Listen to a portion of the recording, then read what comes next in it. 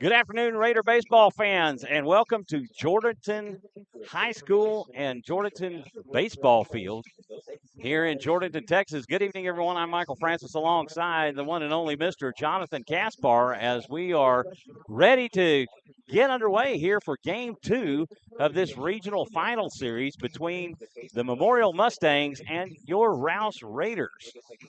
The McAllen Memorial Mustangs come in as the third seed out of District 31 5A. They are 26-15 overall on the season, 11-7 in district play. Their head coach is Roque Cortines. He's in his 18th year with 330 career wins. He's assisted by Octavio Orielvides, Josh Mejia, and Ozzy Hernandez. Their 2023 record was 13-16. They were 8-10 overall with two returning starters. Your Rouse Raiders out of District 25 5A, they were the third seed. They have an overall record of 33-9-1, and they finished 9-5 in district play. Their coach is Chad Crimpine. He's in his 23rd year with 513 career wins. He's assisted by Manny Perez, Dan LaPaglia, and Will Noble.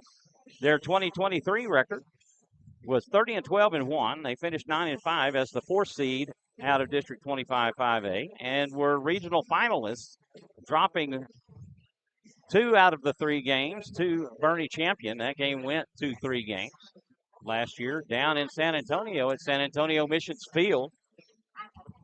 And so the Raiders make it back to the regional final, and this is the first ever regional final appearance for the Memorial Mustangs, Jonathan. Yes, sir. They talked about 40 years of school, and first time they've made it this far, and the first playoff series win in 12 years, I believe is what they said, Michael. So that's great and very impressive, and, you know, why not us, right? Right. Is their motto for this season, and for sure, why not them, right? You know, they've found their way here.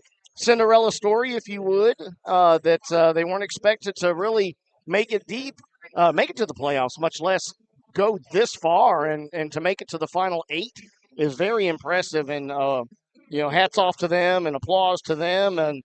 But on the same side, Rouse has been here. Rouse has felt the disappointment of last year winning Game 1 and then going on to lose Games 2 and 3 to Bernie Champion, and not something they want to repeat. A lot of these guys were on that field last year and know what it's all about, and I know that's probably been a big discussion of theirs leading into this game.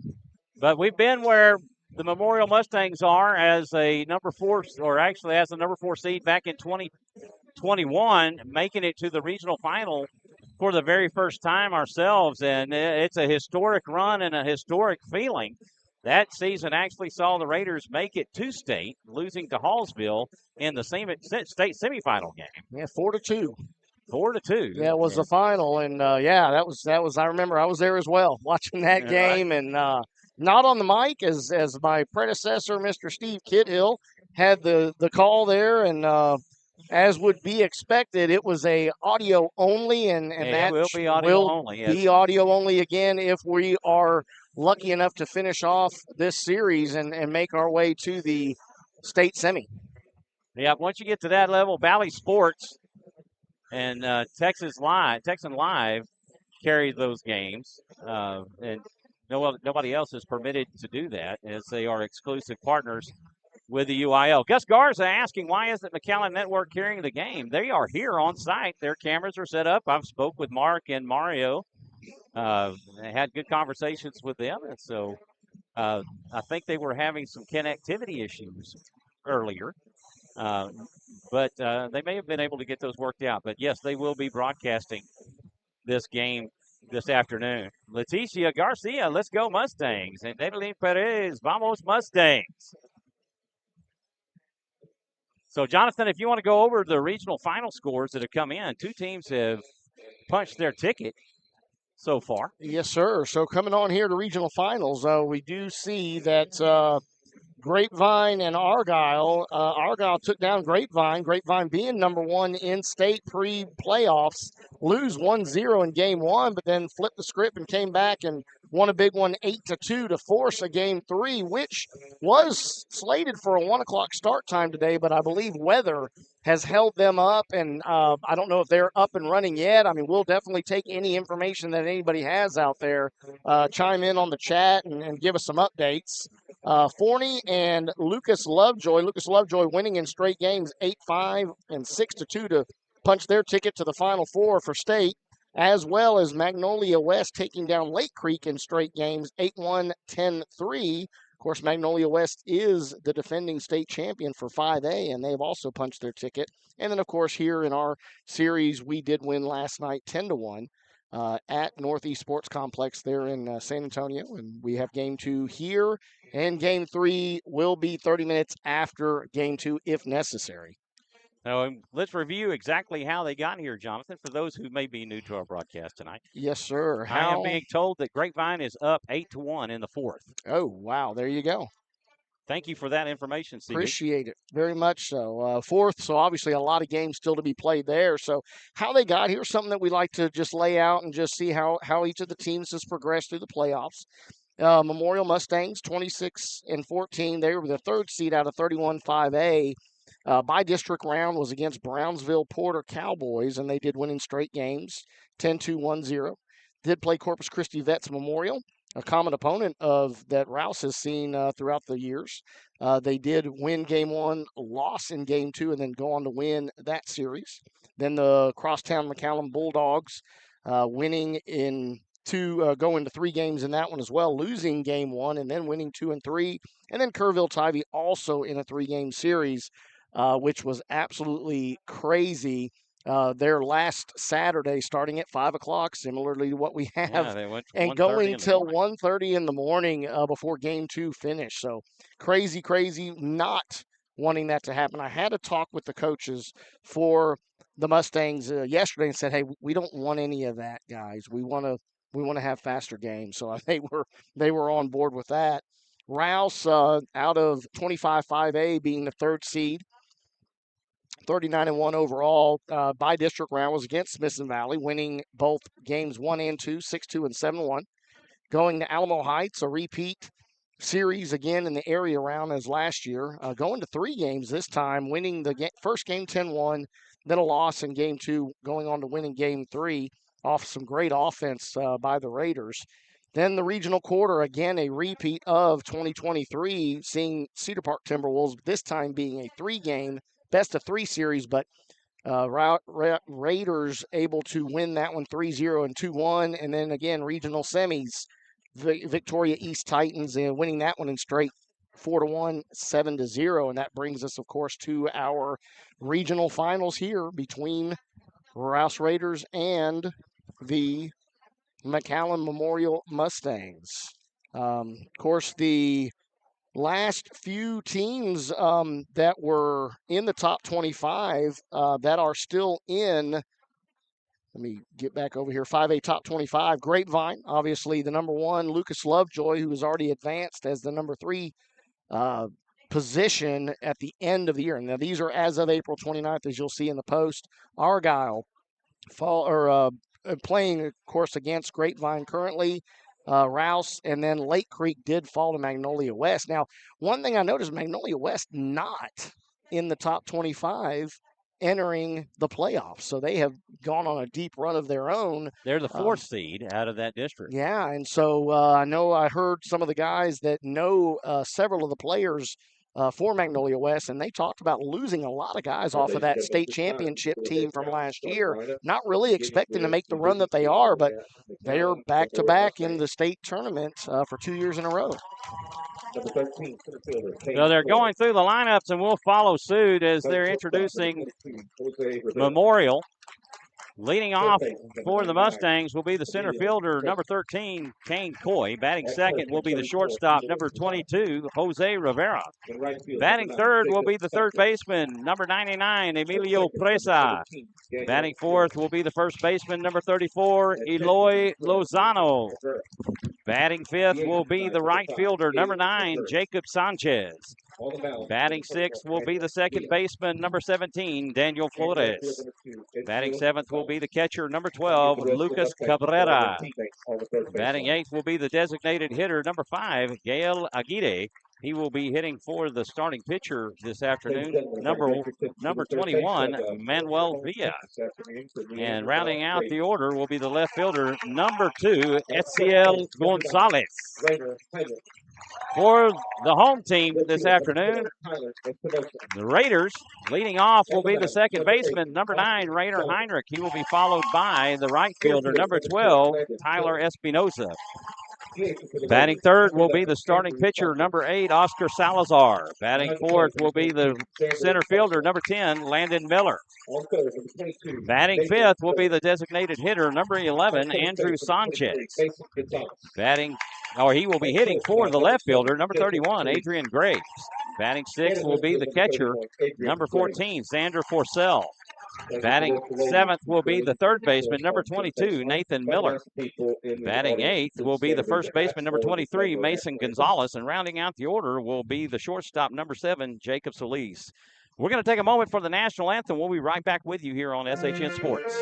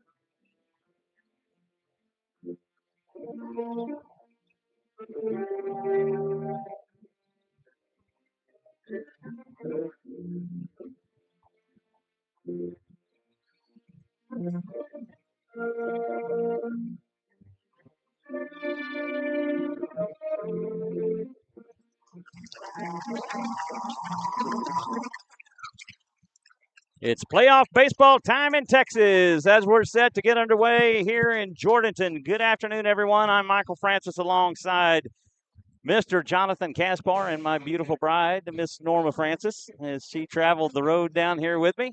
Tested her nerve, Jonathan. I've ridden with you, Michael, and I believe that. I believe that 100%. She told me something about, you know what, Michael, I don't know if you're going to make it to heaven driving like this. And I told her, I said, well, you know what? That makes me think of a VeggieTales song. Oh, you can't get to heaven on roller skates? Yeah. Except I turned around and said, oh, you can't get to heaven in a white Chevy truck. I'm about to say, but that was the truck. It wasn't in the 392. So it would have been that much more of a scat pack. So, back here at Jordanton High School, same as we were last year with Palmview. So, great series was the Palmview series. Great complex. Love it out here. So, go ahead and go through the lineup. Defensively for the Raiders on the mound, number 8, Oscar Salazar. Behind the plate, number 14, Xander Forcell. At first base, number 23, Mason Gonzalez. At second base, number 9, Rainer Heinrich. At third base, number 22, Nathan Miller. At short, number 7, Jacob Solis. In left field, number 31, Adrian Graves. In center field, number 10, Landon Miller. And in right field, number 12, Tyler Espinosa. Due up for the Mustangs in the first, number 13, Kane Coy. Number 22, Jose Rivera. Number 99, Emilio Perez.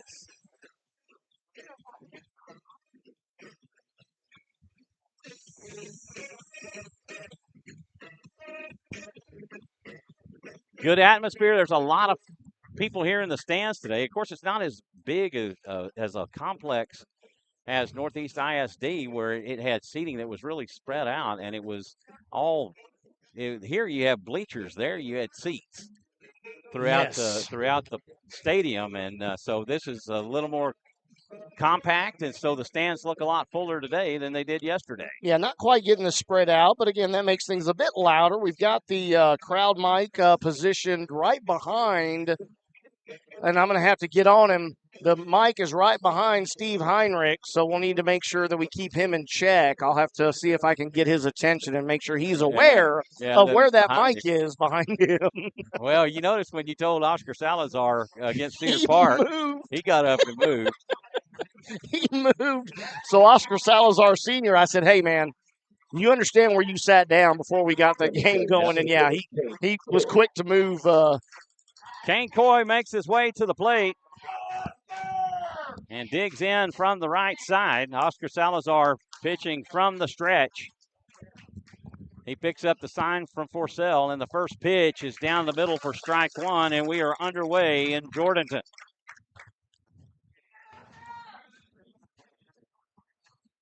For the Mustangs, it's win or go home, and they are looking to score here in this game and win this game.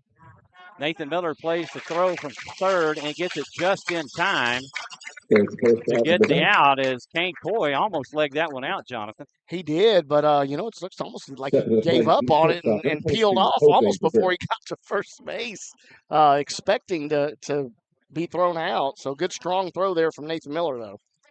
Number 22, Jose Rivera, comes to the plate. Only change we're seeing here in the Mustang lineup is a little flip-flop of the 8 and 9 or 7 and 8 hitters. First pitch to Rivera misses high and inside for ball one. But aside from that, pretty much what I would expect has been their lineup throughout this season. Emilio Presa on deck. A slider outside for ball two. Of course, I did see that in the pregame there. Presa is a sophomore this year and a returning starter, so very impressive there. Of course, he hit a shot yesterday, plating the one run for the Mustangs. Fastball high and inside for ball three. 3-0 the count to Rivera. They only had two returning starters, Jonathan, so Coach Cortina and his staff doing a great job with what he had to bring these guys these guys all the way to the finals. Right, and the other starter is going to be the pitcher tonight, Manuel Villa. 3-1 the count to Rivera. 3-1 pitch. That is cut on and hit over short. Heinrich has it. The throw to first in time, and that will retire Rivera for out number two. That'll go 4-3 on the putout. Next, third baseman, number 9. 2 away for Emilio Presa. Presa with his first at bat yesterday. I believe we have a Texas Ranger in the house there. Yes, sir. I did see him making his way across. I didn't quite see the badging to confirm whether that Presa with an RBI double with his first at bat last night. He will swing and miss for strike one. Yeah, and hitting an absolute shot to right center into the gap and bounce at the base of the fence to allow that Rivera to come in and score. Swing and a miss for strike two as he chases a slider. Talked to Coach. Coach and I talked about his approach to this gentleman here as he swings a big bat and looking pretty consistent with what we thought was the game plan going in to face him. The 0-2 pitch from Salazar, that's fouled away. And Presa will get another opportunity. We want to thank everybody for tuning in and watching playoff baseball here on SHN Sports. The 0-2 pitch, that is a foul tip. Goes to the backstop. Yeah. Eloy Lozano on deck for the Mustangs, helping out his on-deck fielding percentage. Yeah, also spoke with the trainer, just trying to get an idea of what happened with Xander, and he had taken the ball, even though he had yesterday evening during the game, late in the game, right on the thumb. Even in the glove, it caught him right on the tip of the thumb and sort of jammed it up a little bit. The 0-2, that'll go high for ball one. 1-2 the count to Presa.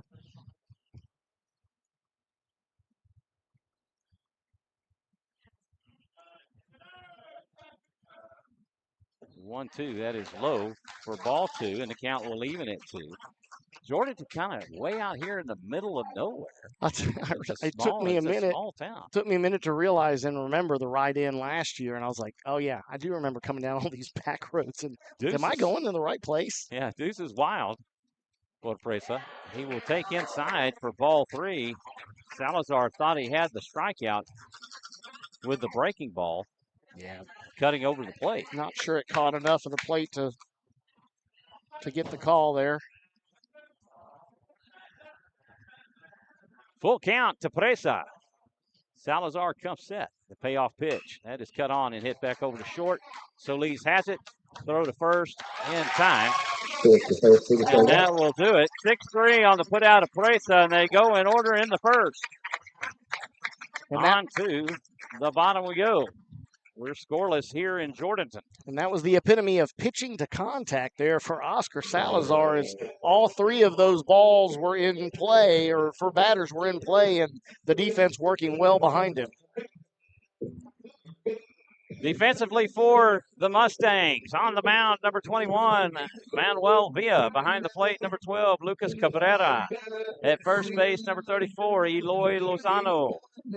At second base, number 17, Daniel Flores. At third base, number 99, Emilio Presa. At short, number 22, Jose Rivera. And left, number 2, Etziel Gonzalez. In center, number 13, Kane Coy. And in right, number 9, Jacob Sanchez.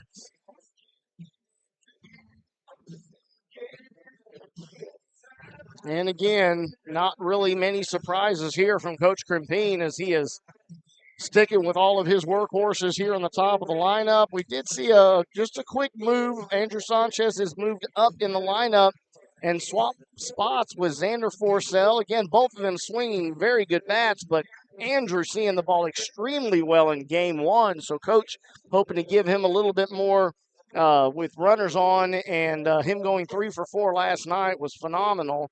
And then seeing a return to the lineup as we did, or a return to the lineup this week, as we saw his first start last week, Mason Gonzalez getting the start at first base here for Coach Krimpine's squad, and very impressed with that sophomore. He did a really good job at first base, swinging the bat really well, as also was able to get a couple of runs in, got a triple. I believe went 2 for 4 in that game.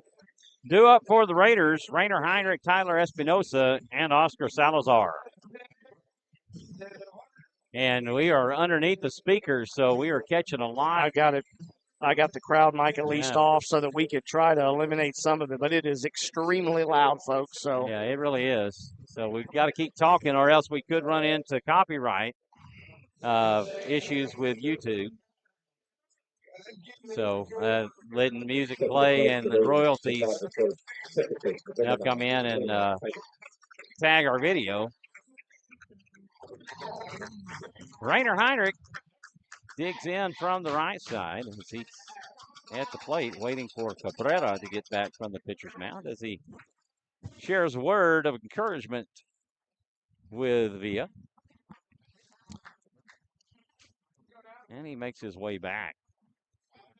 Tyler Espinosa on deck.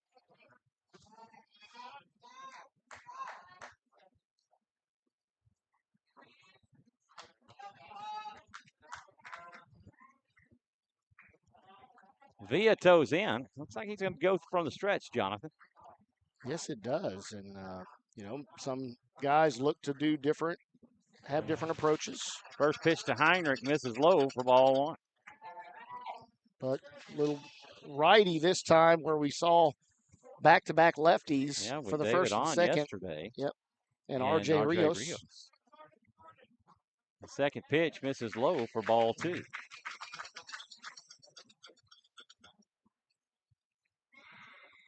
Of course, very, very thick, humid air, not a crazy amount of breeze. I mean, there is a slight bit of breeze out there, but we're trapped in this corner. All right. Third pitch, high and inside for ball 3. And not getting a lot of that, but you got to see a bunch of folks here with their fans out. And 3-0 the count to Heinrich.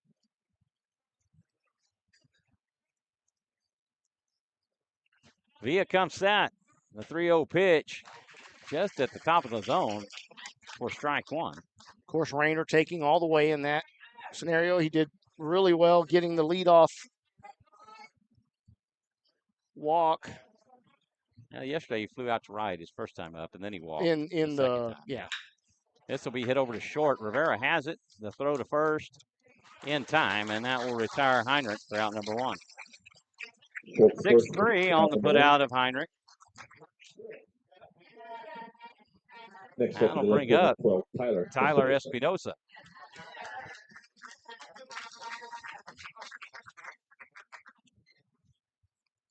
And of course, as is the normal case, Rayner going and letting Tyler know what he was able to pick up on from the right arm of Villa, help his guys out and what to look for, maybe some signs that he noticed, tails possibly. First pitch, wow. Yeah, it got enough of the corner. That was a good paint of the corner. Yeah, he definitely got enough of the corner. I'm not quite right behind home plate, but I've got a good view here as long as the umpire kind of off to the side, so it's hard to see. The 0-1. That is definitely a strike. For strike two, and Espinosa behind in the count, 0-2. Oscar Salazar on deck. Nobody on with one out here in the bottom of the first. We're scoreless. Via deals, and this is a little. Oh, wow. Check swing that almost ended up being that was only about a foot foul. Signal, right? Yeah. It would have just been over the head of Eloy Lozano down the first base line, but just crept foul. Had he offered at that and had something behind it, he may still be running. Villa toes in. Espinosa down in the count, 0-2. The 0-2 pitch, that's high for ball one. 1-2.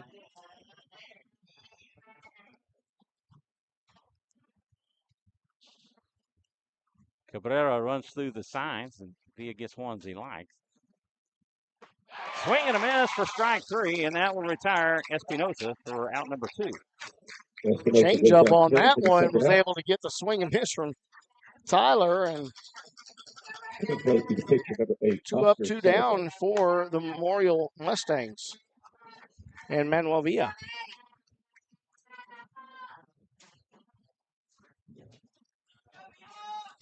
Oscar Salazar stands in. Sal. And he will take for strike one a breaking ball down the middle. All right.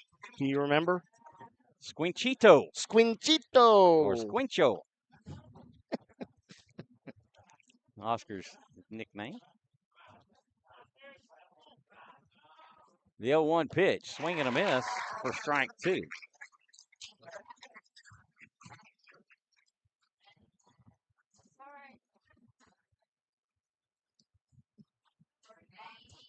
Landon Miller on deck for the Raiders. Manuel Villa will deal on the 0-2 pitch, a breaking ball inside and low for ball one.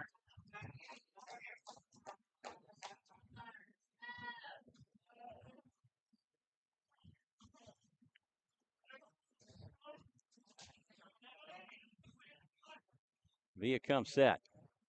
The 1-2 pitch. This is chopped on and hit down to third. Presa has it.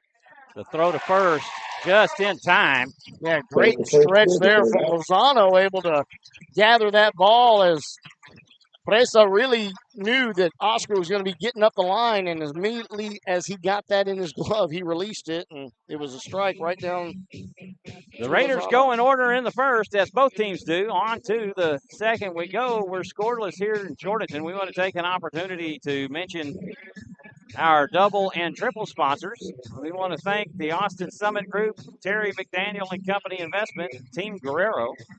We also want to thank B2Z Engineering and Four Wheel Parts for their sponsorship of Rouse Raider baseball and seeing them through the playoffs. Thank you so very much. We could not do it without you. We also want to mention the UIL State Tournament. Don't miss the final UIL State event of the year, the 2024 State Baseball Tournament, taking place Wednesday, June 5th through Saturday, June 8th. These games will be played at the Dale Diamond in Round Rock, with Conference 4A games taking place at the historic Dishwalk Field at the University of Texas at Austin campus.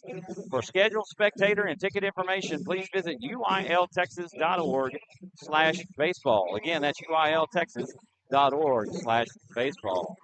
Oscar Salazar back out on the bump to pitch the second. They've got the McAllen ISD cameras over here trying to get the attention of his cheerleaders. Like, hey, come on, y'all, let's get some pom poms going here and cheer. Two up for the Mustangs in the third. Lozano, Sanchez, and Flores. The Andrew pitcher will start with 15 pitches. 15 pitches. Getting the pitch count here from the booth.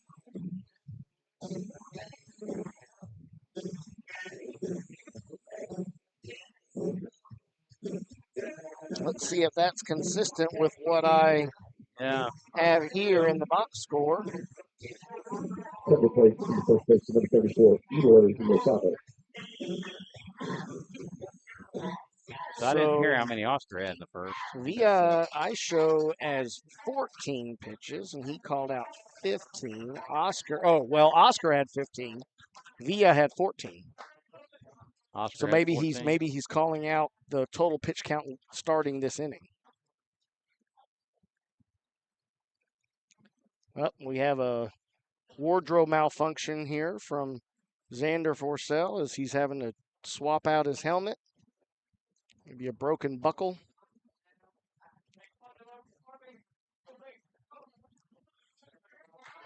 All right. Now, Eloy Lozano makes his way to the plate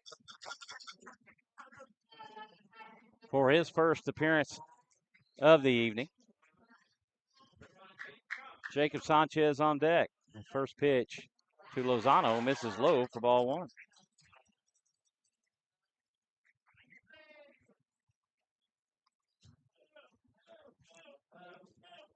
Salazar comes set. The 1-0 pitch. Fastball low for ball two. Of course, that's always one thing that Oscar has to feel out each and every time he takes the mound is he loves living low in the zone and try to induce weak fly balls and a lot of ground outs on those that are put in play. And sometimes hit down the first baseline, and Coach Oidavides helping out his coach's box fielding percentage. Sorta. He booted that. Does that go as an error? Or? Nah, he tried to barehand it. I don't know. You might give it an ECB on that one. This is hit down to third. It'll be played by Miller. Throw to first in time. That'll go 5-3 on the put out of Lozano. And out number one. And once again, Oscar pitching to contact. But, again, as I mentioned, loving to live low doesn't always work out to your advantage if you have an umpire that just doesn't like that pitch and doesn't really like the lower part of the zone. And so far, everything's really being offered at by the hitters for the Mustangs, so we haven't seen much of an issue with any missed calls in that area. First pitch to Sanchez is hit to short, and that will be out number two. Yeah, one pitch, one swing there. And throw by Solis was in time. Of course, gauging that one just right was Jacob Solis as he made sure to gather that and make a good solid throw on his way, making his way towards the bag, which is always nice to see. That'll bring up Daniel Flores, the second baseman. He will take on the outside corner for strike one. And there's that outside that we saw with Villa against Espinosa. So 0-1, the count to Flores. The 0-1 pitch, that goes way high for ball one. He would have to climb the ladder to make contact with that one. Sun creeping out now as we've been very overcast up to this point in the game. Had some passing showers come through. The 1-1 pitch, that misses low for ball two. Yeah, Coach and I on the field before the game got spit on a little bit. He goes, man, were you expecting this? So I immediately pulled up the weather. And 2-1, and gets to the outside corner for strike 2, and that will even the count at 2. as you said, just a passing shower, small little cell that developed right over the field, and then quickly as it was here, it was gone. So Deuce is wild for Flores. The 2-2 pitch. This is fouled off, and he will get another opportunity. Lucas Cabrera helping out his on-deck fielding percentage.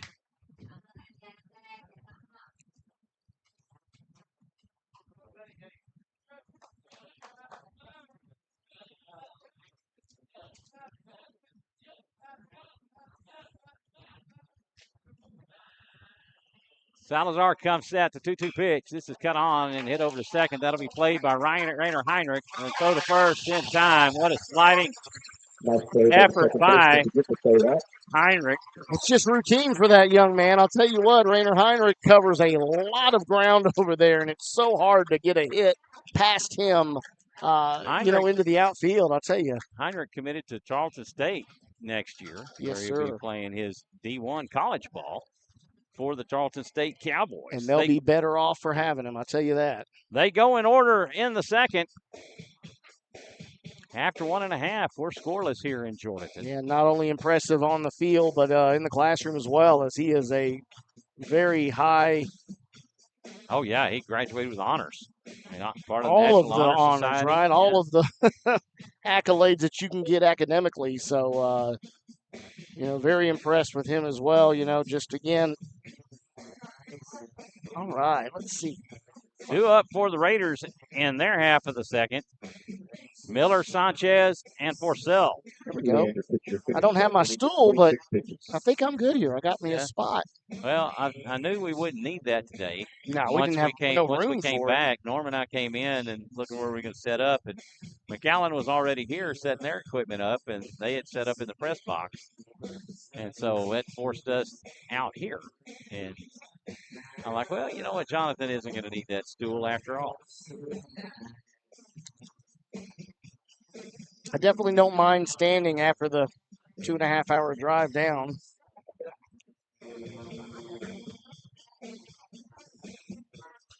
Talking with Mario, he was telling me it was about a 200-mile drive for them today. And it's about 160 for us. Well, it was for me coming down the toll road. It was a longer drive down the toll road than coming 35. I came in from Burnett, so I was a bit closer as well, already on 281, so it was a straight shot for me.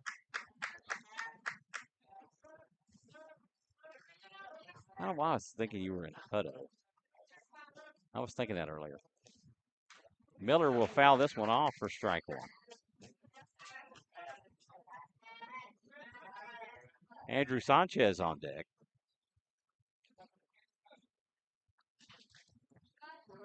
Nothing in 1, the count to Miller.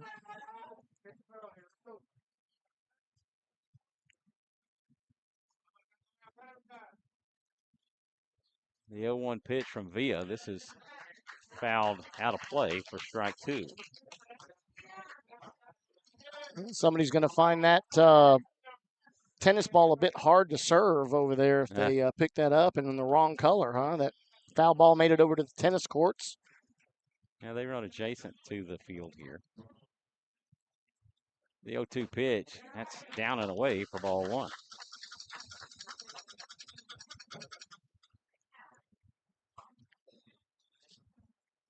One and 2 the count to Miller.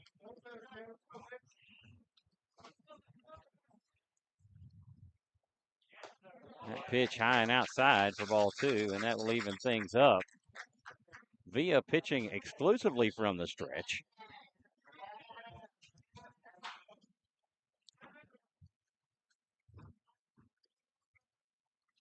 Two-two the count to Miller. Villa comes set, the 2-2 pitch. Swing and a miss for strike 3, and that will do it for Miller. And out number 1. That's the second strikeout for Villa in the game. Going to bring the plate to DH number 11, Andrew Sanchez.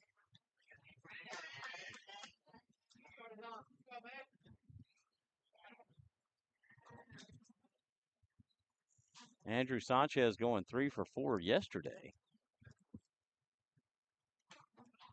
That pitch misses on the outside corner for ball 1. And of course, 3 for 3 before coming up on his last at bat, and that looked to be the best of all of them as he hit a shot out to left center, but Wynn just ate it up, and center fielder Kane Coy able to gather underneath it and just was really a loud out, long drive as Long everybody fly was ball out. on their feet thinking that he had put one over the fence. 1-0. That pitch down the middle for strike 1.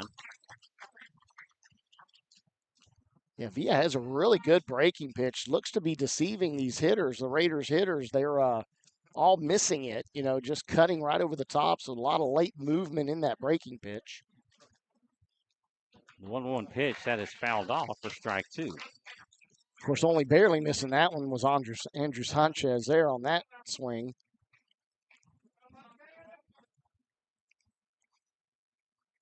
But that, of course, is strike 2, so.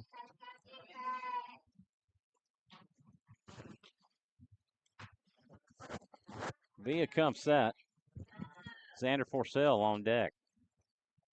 1-2 pitch. That is hit into the gap and will go into center field. And that'll be a base hit for Andrew Sanchez, who is swinging the hot bat. Yes, sir, he is. One on with one out here in the bottom of the second for Xander Forcell. Number 14, Xander Forcell. Nathan Miller on deck.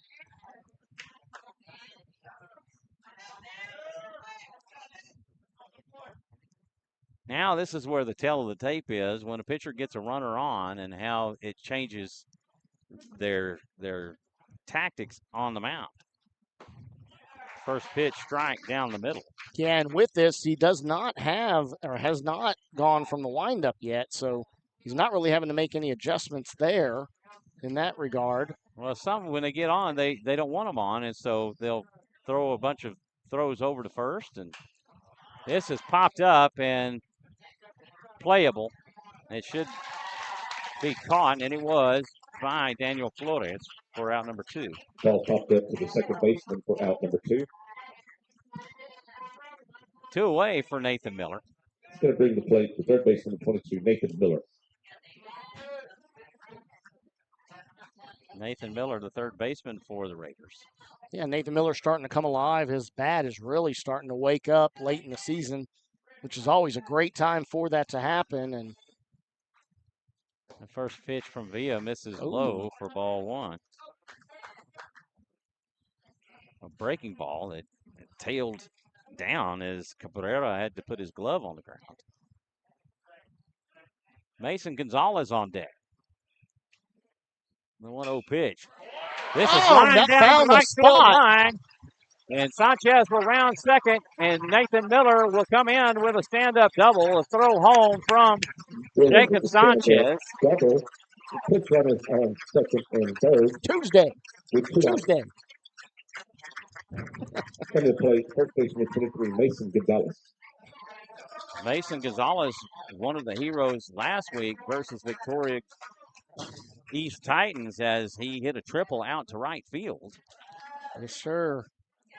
And, and picked up a couple of RBIs. Talk that I had with him is, you get the ball in play and you don't know what's going to happen, right? Things that may look routine when you're hustling up the line and you're constantly making really good contact, you tend to see some things happen out there that, guys aren't used to, right? I mean, you see a guy's fielding a ground ball and he looks up and you're getting it up the line. I mean, that can force an errant throw or making a mental error, defensively, and you never know what can happen. So it's always a thing about hustling.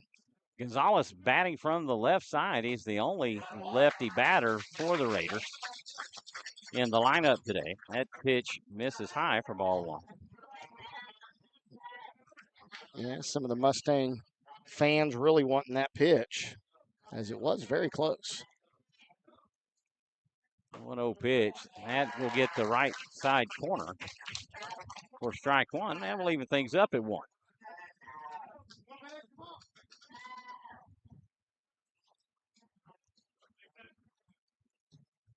2 on with 2 outs for Mason Gonzalez.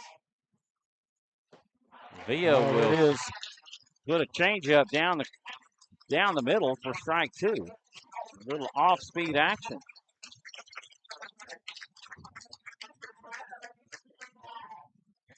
1-2 the count.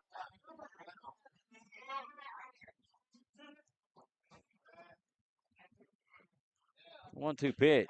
That's inside. Almost for hitting ball him. 2. As Villa thought he had the punch out. Well, the one ball called the strike on the inside pitch was definitely further across and for sure right over the plate, where those other 2 were breaking hard inside and not catching a bit at all. Deuce is wild for Gonzalez, as he'll call time and step out.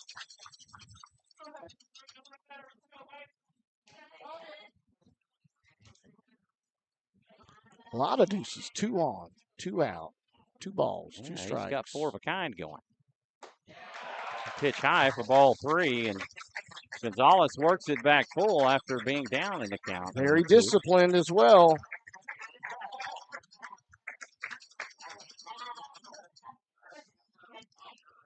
Jacob Solis on deck. The payoff pitch. That's low for ball 4 to load the bases for Jacob Gonzalez. Gonzalez tries to walk, load the bases. That's the first walk issued by Villa Jacob Solis on the afternoon. And now Jacob Solis, again, finding himself swinging a better bat lately, and got him a double last night, hitting that ball to right center.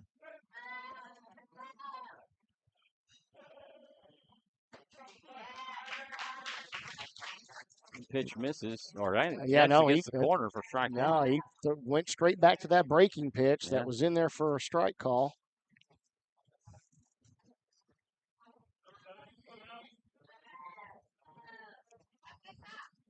Villa trying to work himself out of a jam here. A pitch inside for ball 1, and that will even it up at 1.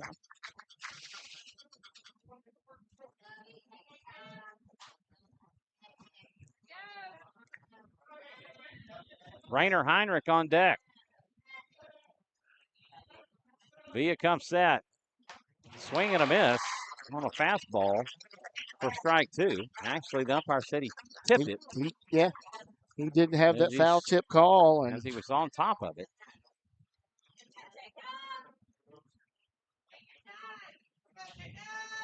One and 2 the count to Solis.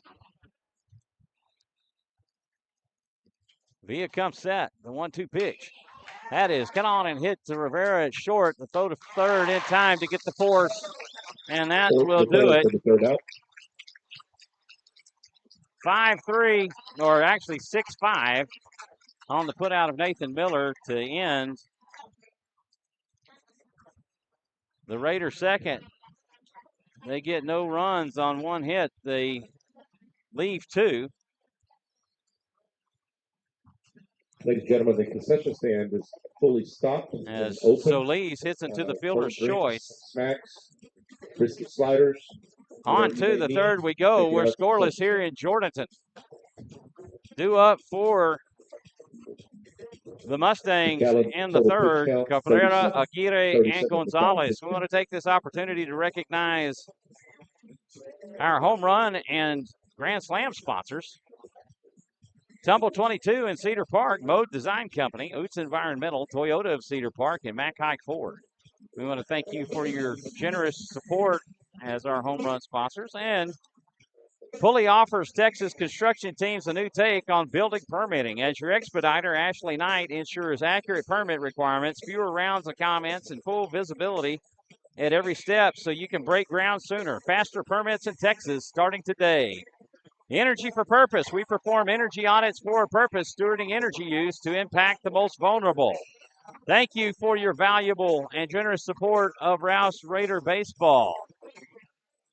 We couldn't do it without our great sponsors, Jonathan. They are greatly appreciated. And I know the boys are enjoying the reaping the rewards with that nice ride down here on the bus, part of which is done through the generous donations and able to help the program out. Lucas Cabrera will stand in. He will take for strike one. Salazar back on the mound to pitch the third. Aguirre on deck. This is cut on and hit over to short. Solis has it. They'll throw to first in time, and that will retire Cabrera for out number one. 6-3 on the putout.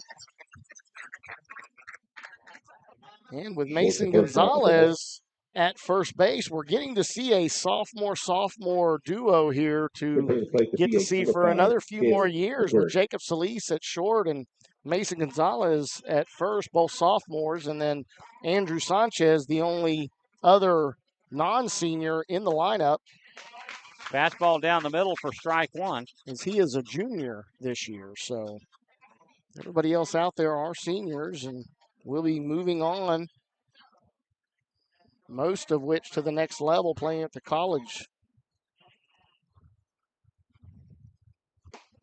That pitch will get the inside corner for strike two. Not sure why he thought that was so far inside that he moved out. That was right over the top of the plate. 0-2 the count. That is cut on and hit back up the middle.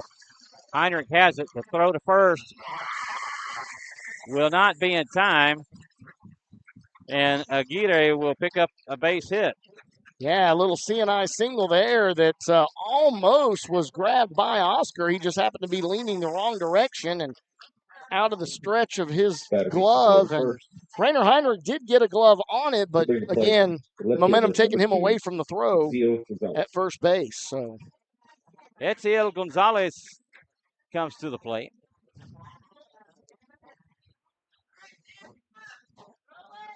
Kane Coy on deck.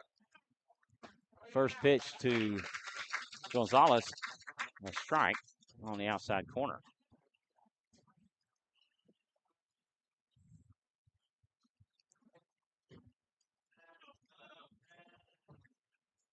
The 0-1, a bunt. He lays off of it, but he didn't take his bat back. Yeah, he did not pull the bat. He almost actually tried to follow the ball down as it was a breaking pitch from Oscar and still was not able to make contact. Salazar comes set. Swing and a foul tip into the glove for strike three. And out number two. Swinging for the second out. To top the order, the center of 13, Kane Coy. Kane Coy comes to the plate. He's 0 for 1. He grounded to third his first time up.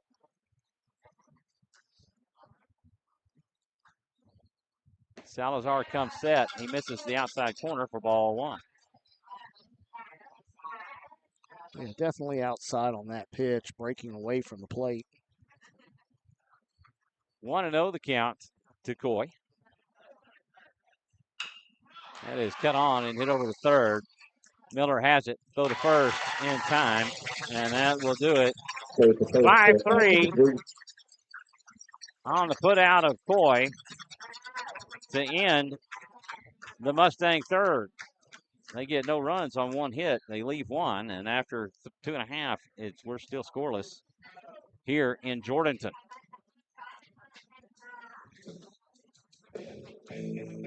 Due up for the Raiders, Heinrich, Espinosa, and Salazar. Take this opportunity to recognize our walk-off level sponsor, GPS Legends Baseball. With over 50 years of professional playing experience on staff, we help young men find their direction on and off the field. It's bigger than baseball.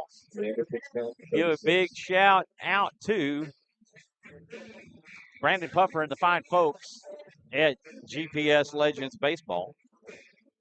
I encourage you to buy the book written by Brandon Puffer, From the Bullpen to the State Pen, a story of mistakes, choices, bad choices, and redemption. Playing baseball at the major league level. You can find it on Amazon for $14.99. thank them for their valuable support of Rouse Raider baseball. Manuel Villa back out on the mound for the Mustangs to pitch the Raider third.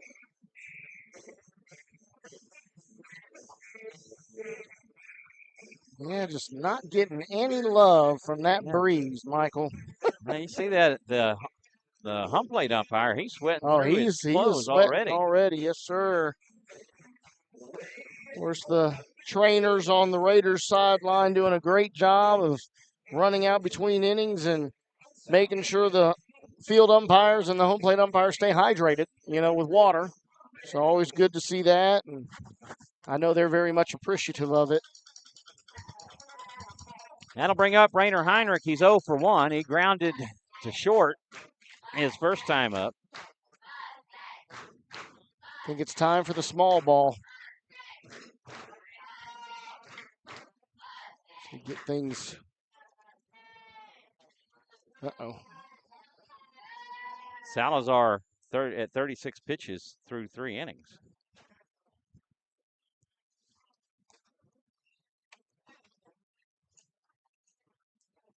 Oh, that's interesting.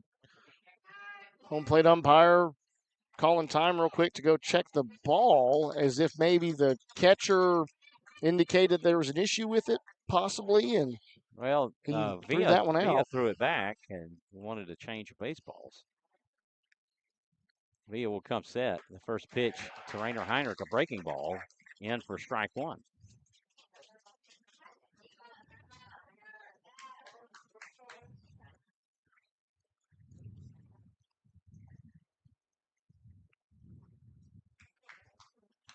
That is fouled back for strike 2. 0-2 the count to Heinrich. Yeah, just like that on an 0-2 count. Espinoza helping out his on-deck fielding percentage.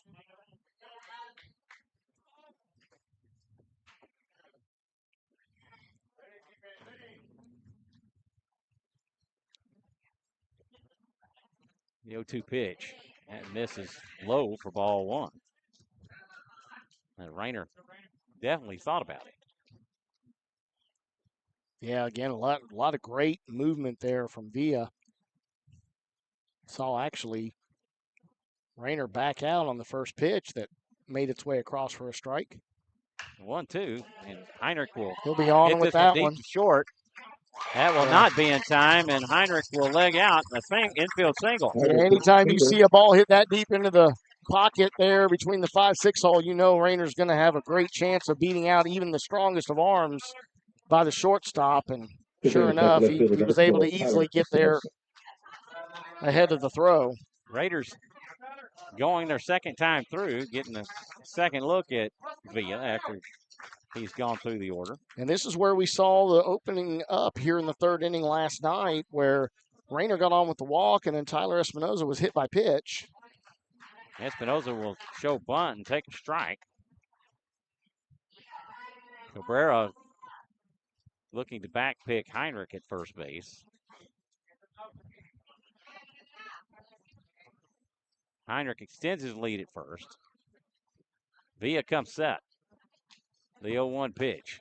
That's high for ball 1.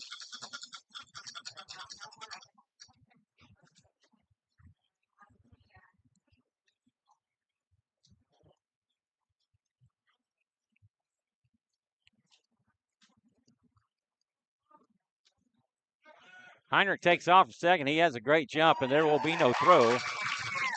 Down to second. Cabrera saw that there was no way he was going to be able to get him. As you said, a great jump there from Rainer, and they didn't.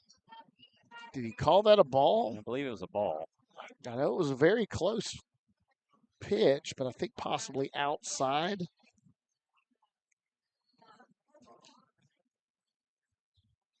The 2-1 pitch. Espinoza shows bunt.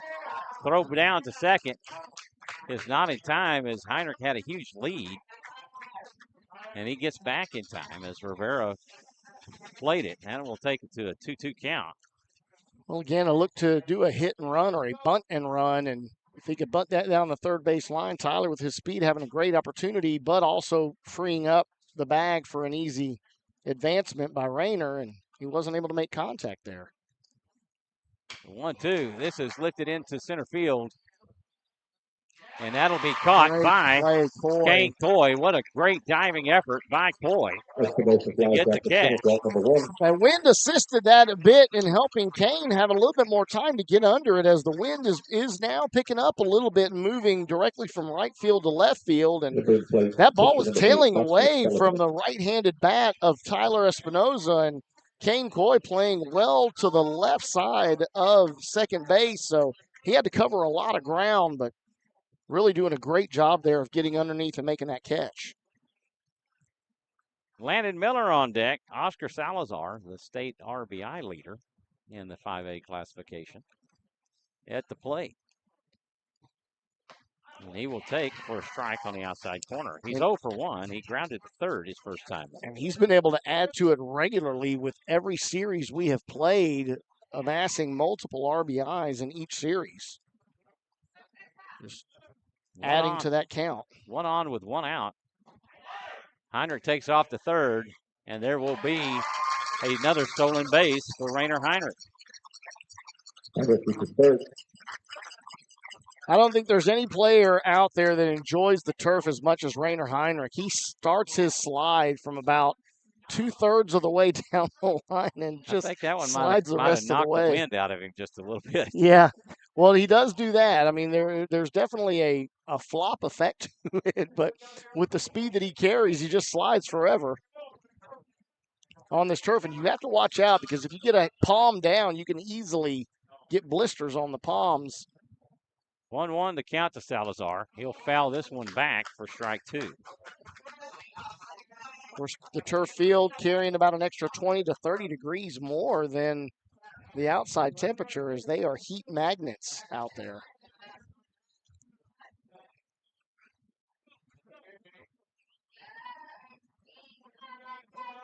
Villa toes in. He'll pick up the sign from Cabrera.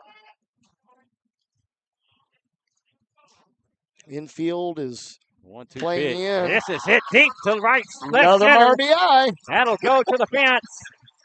And Salazar will have an RBI double.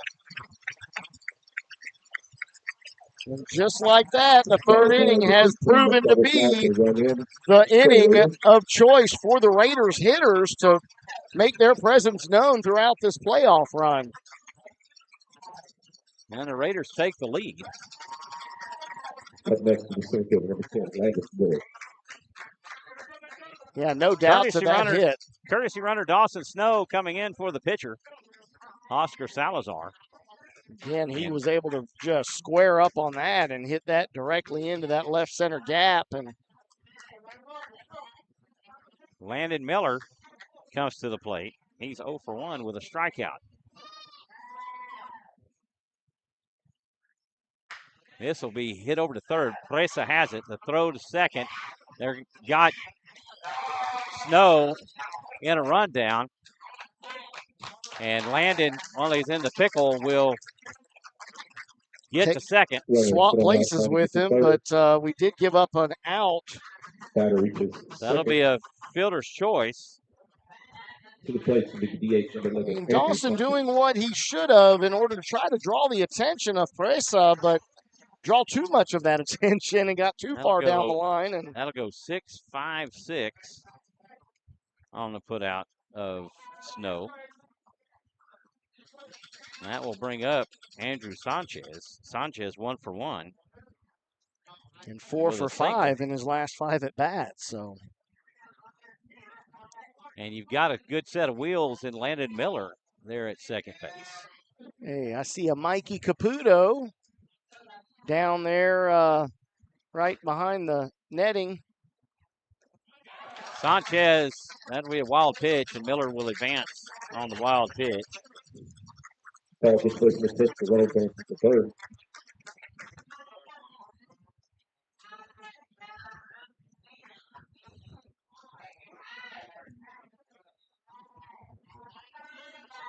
Runner at third with 2 outs for Andrew Sanchez. It's the first wild pitch that Villa has thrown this afternoon. Xander Forsell on deck.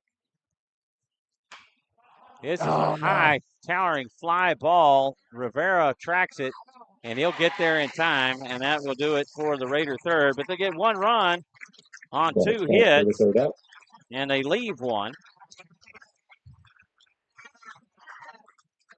Yeah, just getting underneath that one. Not able to turn on it and level and possibly send that down the line as he had a lot of air underneath there. And Rivera, Rivera able to make that play. Shallow left field. I want to take this opportunity for a UIL spot. We'll be right back with you here in just a moment. 53.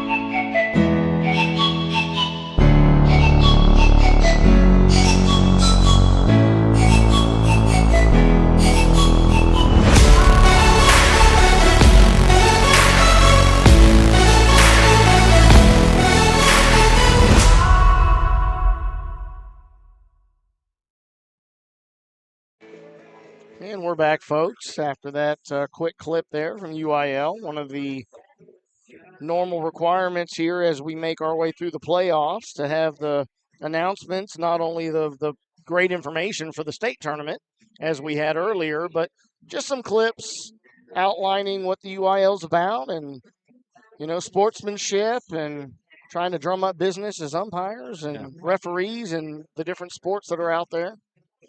Sportsmanship and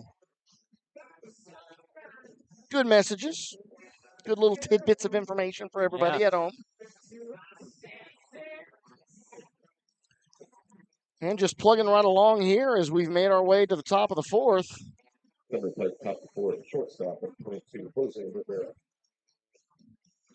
And no defensive changes as Oscar Salazar has made his way out to the mound again here in the fourth. Very low pitch count up to this point. He's been pretty efficient. And immediately starting it out with a strike one call. Right down the middle. Rivera. The shortstop, my chat wasn't working, so I apologize, y'all. I've seen that we got a bunch of chats through, and I hadn't been able to get to him. Sarge chiming in. Great to have you back with us. Carter Heinrich, woohoo. Dr. Pennybags, Oscar. Clay Kelch checking in from London. Great to hear from you, Clay. Clay is in London. Nice. Yes. That is fouled off for strike two. 1-2 the count to Rivera. He's 0 for 1. He grounded to second his first time up. Yeah, one of the dads was letting us know that he was listening in from Alaska last week's. Right. And I believe I remember him chiming in on the chat line as well. The 1-2 pitch is swung on and missed for strike three. There it goes, guys. Moving for the first out. That is the second strikeout for Salazar. That'll bring up Emilio Presa. Presa 0 for 1. He grounded to short his first time up. And as you mentioned, Presa just a sophomore. Yeah. That is lined back up the middle. Solis right in the right spot. He'll make the throw over, and that will retire Presa. Yeah, you think Jacob Solis had the scouting report on where Presa likes to hit it at as he was waiting on that, and he was only about 3 steps to the left side of second base, so not the normal spot that you would see a shortstop. Next, the first baseman, number 34, Eloy Lozano. Other than the shift, right? I mean, Presa does bat left-handed, so. Eloy Lozano will take for strike one. He's 0 for 1. He grounded to third his first time up.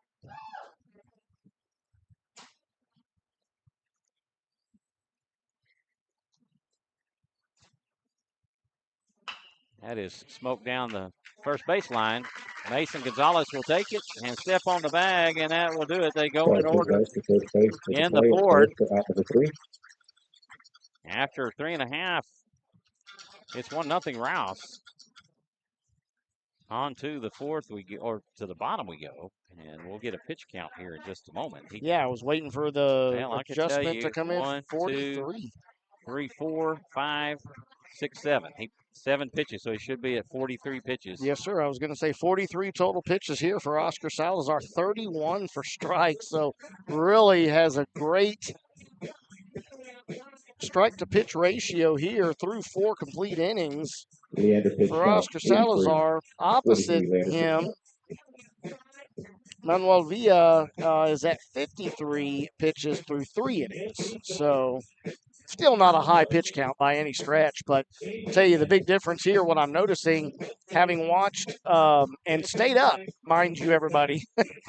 I was on the phone with Michael. We were talking about the game last weekend between Kerrville Tivy and the Memorial Mustangs, and Coach Crimpine was watching. Had several of the dads. We're all chatting back and forth and talking about the game, and a very much cleaner game we're seeing right now than what we saw from both sides last week, as there was a total of, I believe, 14 walks in that game, that allowed it to go 3 hours. And then, of course, you think 3 hours was a long game, and then they followed it up in game 3, the deciding game, rubber match, and they went 5 hours in that game, starting at 9 o'clock or 4.5 hours. I mean, and that was no rain delays or anything like that. It did go to extra innings, but only, I believe, into the 8th. I don't think it made it into the 9th inning. It was just the 8th inning, and a lot of base runners throughout every inning. Due up for the Raiders in their half of the 4th, Porcel, Miller, and Gonzalez.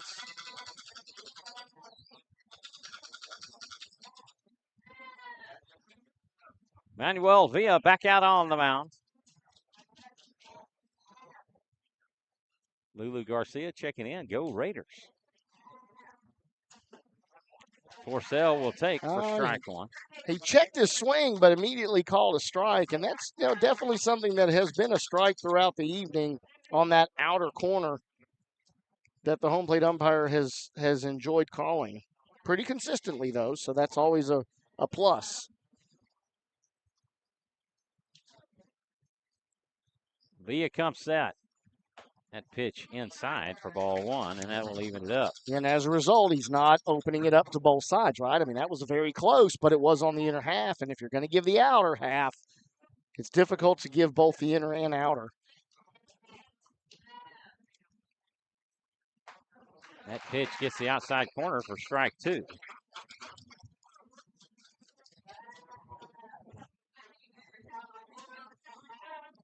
One and 2 the count to Porcel.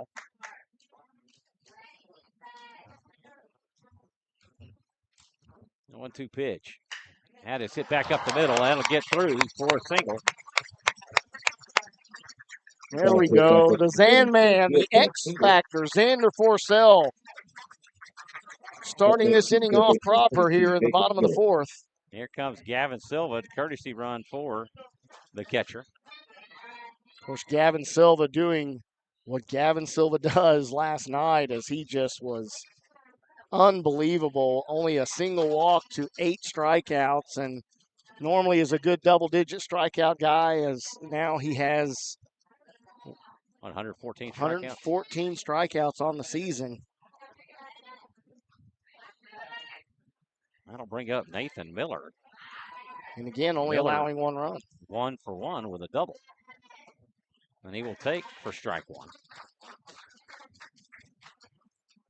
What I would love to see the Raiders hitters start doing here. I mean, he's been consistently trying to find that spot, has Villa on the outer half of the play. I'd love to see them start to shorten up and drive that ball to right field.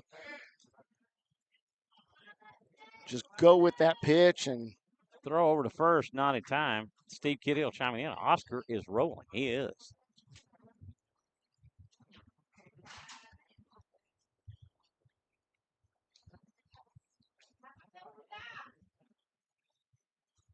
Of course, Nathan did do exactly that last at bat. That pitch inside almost gets him on the hands. Wow, it didn't hit him. He turned in. I could have swore that was going to hit him, but enough breaking on that pitch to keep it. So Snoop Daniel, see y'all soon, boys. Keep rocking. Number one Rouse. Just saw him over there snapping some pictures. I haven't seen him yet. He popped up on the top rail.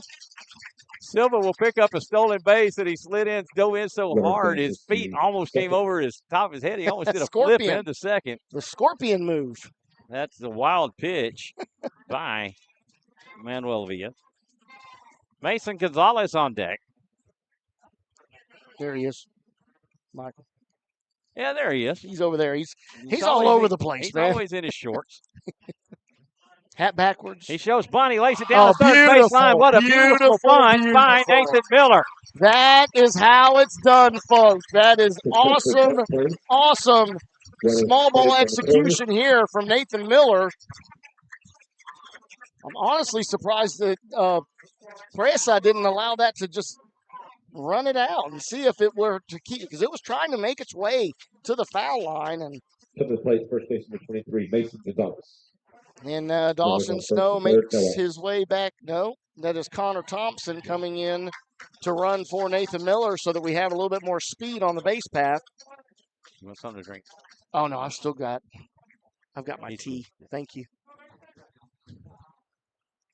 They're not checking my cup nicely. They're allowing me to come in with my water and my tea.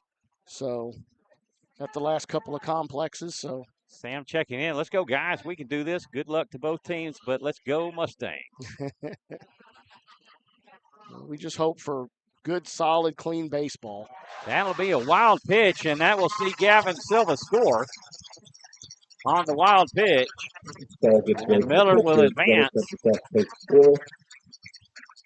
And that'll be ball one for Mason Gonzalez. Oh, yep. I need to reset the count because I didn't have Nathan Miller on. There we go. And no outs here. Another runner on second. Connor Thompson. Pinch running. I didn't catch that. Yeah, I mentioned it, but we were thinking drinks. So 1-0 the count to Gonzalez. The pitch from Villa. He shows bunt, and he'll foul this one back.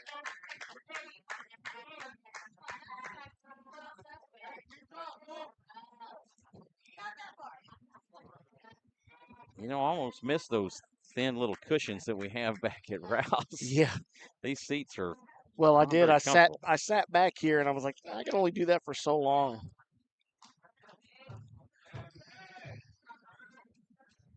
One the count to Gonzalez. Oh. He'll pop this one up, and it will go foul. And Cabrera not able to get to it in time. 1-2 the count to Gonzalez.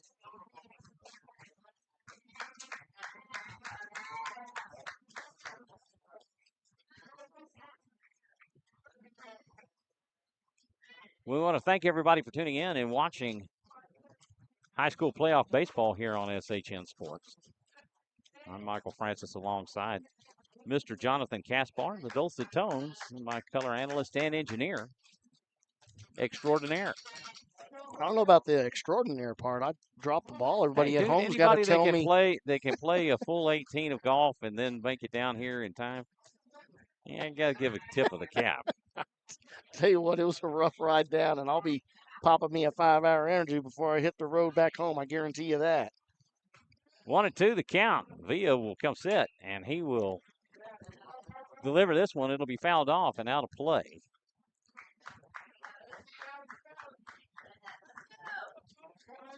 Jacob Solis helping out his on-deck fielding percentage. That ball was all over the place, off the net, off the top of the Raiders dugout there, and actually almost hit Jacob on the deflection.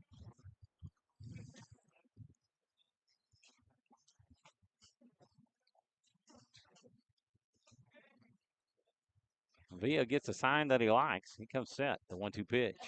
That is fouled off. Okay, staying alive is Mason Gonzalez, just fighting off these pitches and just looking for one that he can handle, and you absolutely love seeing that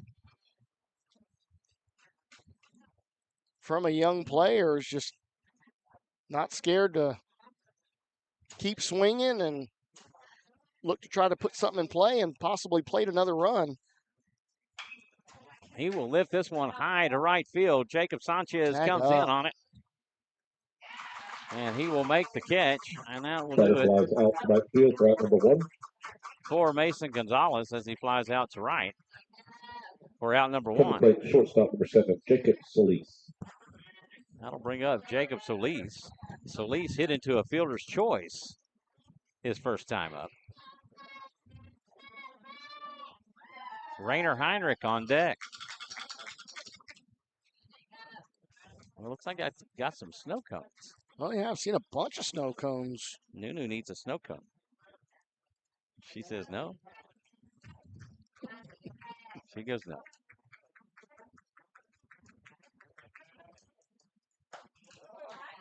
Fastball high for ball one.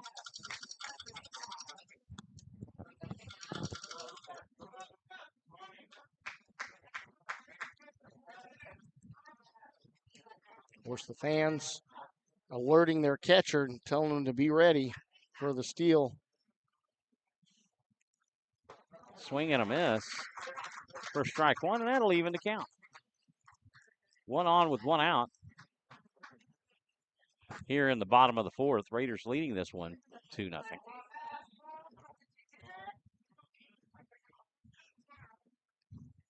Meemaw and Papa checking in. Go Raiders. Wish we could be there to cheer you on, but enjoyed listening to Mr. Francis and Mr. Jonathan as announcers. You are the best. Thank you very much for those very kind words. Thank you so much. That pitch in for ball two. We just love the game and love being able to have the opportunity to bring it to everybody at home, you know. And we're just a couple of dads that love baseball and love Rouse and been doing this for a great number of years. And all volunteer. Yeah, this is hit over to third. Presa has it. The throw to first will not be in time, but he'll play the tag, and Thompson will move over on the fielder's choice. Yeah, and actually the throw from Presa pulled Lozano, off the bag, but not picked up quickly enough by Jacob Solis, or he could have possibly slid under the tag and been able to be safe at first. But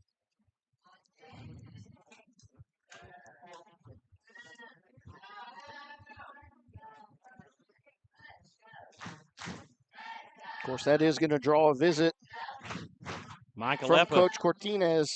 Michael Eppa checking in. Raiders are looking good on the big screen, so our camera doing much better. I actually put a different camera up there today, so we did. I didn't even test that other camera. I'm just like, okay, well, we're just going to put this other one up. Yeah, still have that net, that pesky net, you know. Of course, it's there to help protect all of us folks here in the stands from the foul balls. But I will say this. McAllen ISD has some nice cameras that they're using. Multiples, actually. Yeah, they actually have 2 cameras actually set up. And a full-blown cameraman sitting here working the crowd. And I see him motioning over to his folks over there in the cheerleader squad, getting them fired up and putting them on display for their broadcast. So really cool to see that. Rainer Heinrich comes to the plate. He's 1 for 2. He grounded to short and singled and came around to score.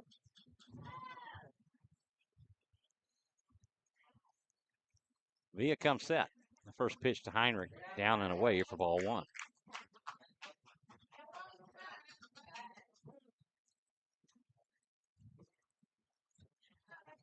One on with 2 outs for Heinrich. He wasn't paying attention. He didn't even know. The 1-0 pitch. That's inside and low for ball 2. Sorry, I had a young Raider fan making his way up to the stands here with a coconut blue, probably a blue or bubblegum or coconut flavored snow cone. And I was reaching out to grab it, and he almost didn't see me. Get some of that. I may have been able to grab that. Help cool you down here in the stands. 2-0 pitch. That's a breaking ball in for a strike. Again, the breeze is coming and going, and, you know, with where we are positioned, we're sort of blocked, the press box blocking a little bit of the wind from being able to help us. The cool breezes of Anytown, USA.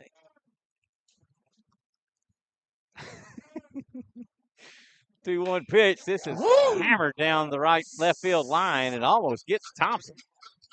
And it goes foul.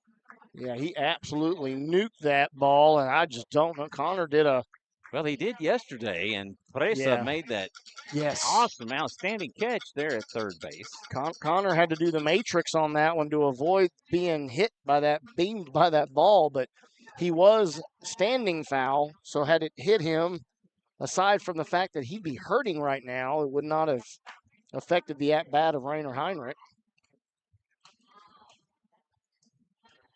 Deuce is wild for Heinrich. In a 2-2 count with 2 outs. And he will lay off. That was outside.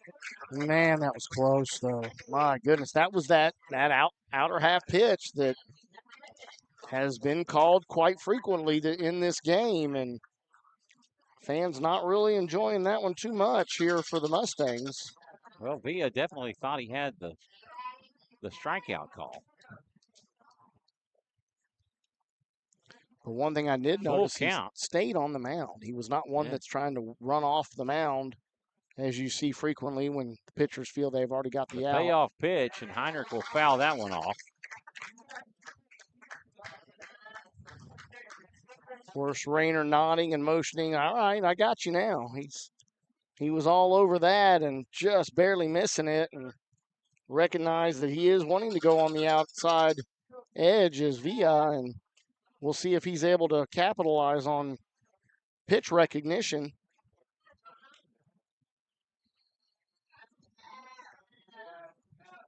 The payoff pitch. This is hit out to right.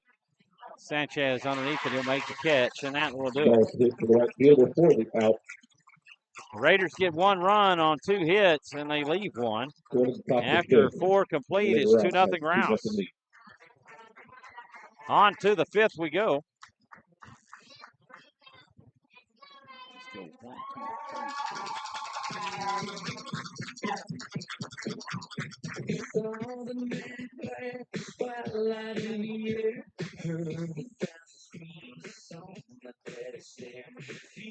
The count pitch count 78.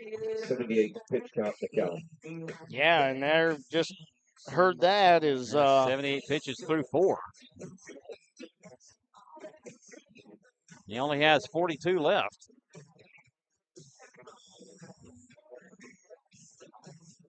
Mikey Caputo in the house. there he is. The man, the myth, the legend. Yep. And have him go suit up. Mr. Utility. He could play first base, third base, right field. Shortstop. Yeah. And he could pitch. Not that he ever did, but he could. He did early. He did early. He didn't senior year, but definitely was one that he was out there offering. And due up for the Mustangs in the 5th. Sanchez, Flores, and Cabrera. Cover plays right to number 9, Jacob Sanchez. Sanchez is 0 for 1. He grounded short his first time up. He will take a strike on the inside corner.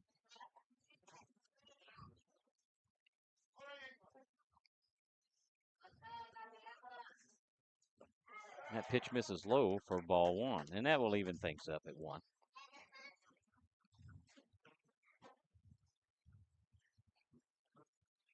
Sanchez almost stepping out of the back of the box. That pitch down and away for ball 2. And just trying to give himself a little bit more room for Salazar loses his balance. pitch recognition. I was going to say earlier is one thing I think pitchers like a little bit more of, even though this is a turf field, infield and outfield, the mound is dirt.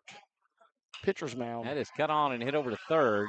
Miller has it. The throw to first will bounce and go to the fence, and Xander Forcell chasing it down there, so that will be an E5. Yeah, and of course Sanchez was rounded hard looking to make the run to second and realized that Xander was actually covering on that ball, so he retreated immediately and jumped back all on the bag. Daniel Forrest. So Sanchez reaches on the error as Daniel Flores will come to the plate. He's grounded to second. This could turn a double play. He will take for strike one.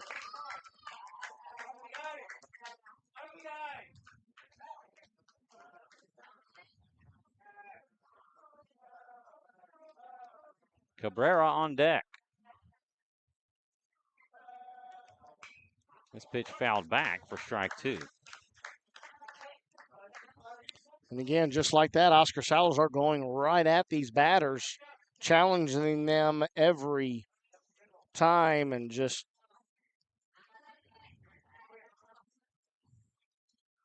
telling them, here's what I've got, here's my pitch, come and get it. And, you know, getting a lot of ground balls and just not quite getting the out there on that last play.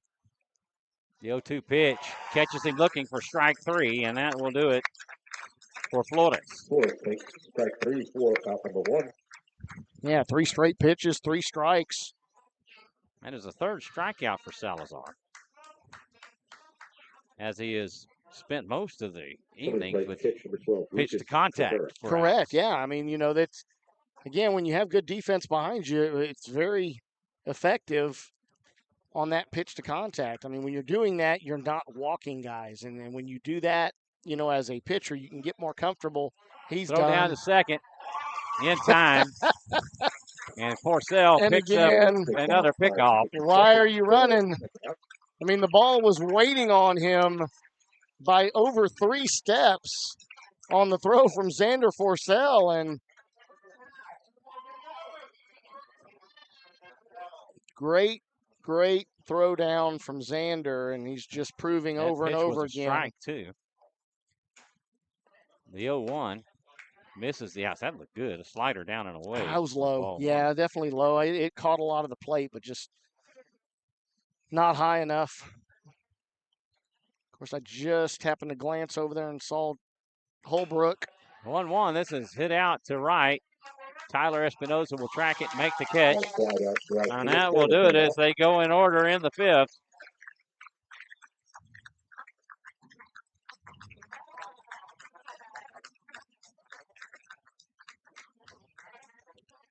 "53 pitches through 5 innings. And that time, 10 pitches. Yep. 7 pitches the inning before, 10 pitches there. And I would imagine that depending upon what kind of outing we get from Villa here, we could easily see him doubling up the pitch count of Oscar Salazar, as Oscar's only at 53. And nope, we do not have Villa. We do have a new pitcher here for the Memorial Mustangs, another lefty, number 7, Hugo Rodriguez. So now we do see Manuel Villa, the senior returning starter for the Mustangs, exit, give way to number 7, Hugo Rodriguez. And again, another lefty for the Mustangs. That's 3 out of the 4 pitchers that we've seen up to this point have been lefties, and I know we did not see number 7, Hugo Rodriguez. We did not see Manuel Villa in the field last night. I'm not expecting to see him out there and filling in another role. So as a senior, this could be his last time on the field. Due up for the Raiders, Espinoza, Salazar, and Miller. And real quick, I'll go over with Villa exiting the game, go over his stats real quick. Of course, he does go 4 full innings, allowing 6 hits on 78 pitches, 50 of those for strikes. He did have 2 hit batters, wild pitches. There we go.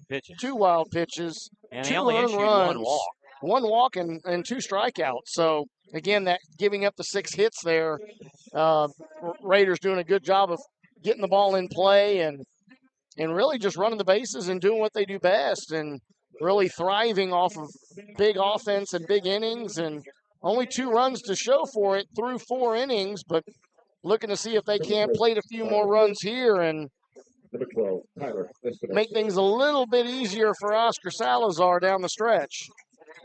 Of course, again, I did see Dalton Holbrook starting to warm up his arm with the big ball, that weighted ball. So we'll see if he makes his way out. Espinosa 0 for 2. He has flown out to center and struck out. That first pitch high and outside for ball 1.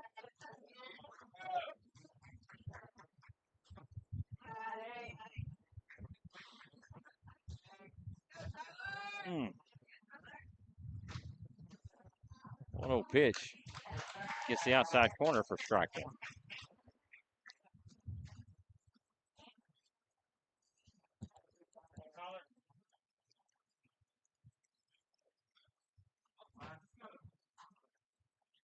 Rodriguez from the windup. He'll deal low for ball 2. Low, but did look really good. It actually looked better than the previous pitch. Yeah, it did look very good. I mean, it was for sure was right over the top of the plate. But 2 balls and 1 strike count for Tyler Espinosa. Again, we've seen this umpire not really like that low in the zone pitch. Rodriguez winds and deals. That's high for ball 3.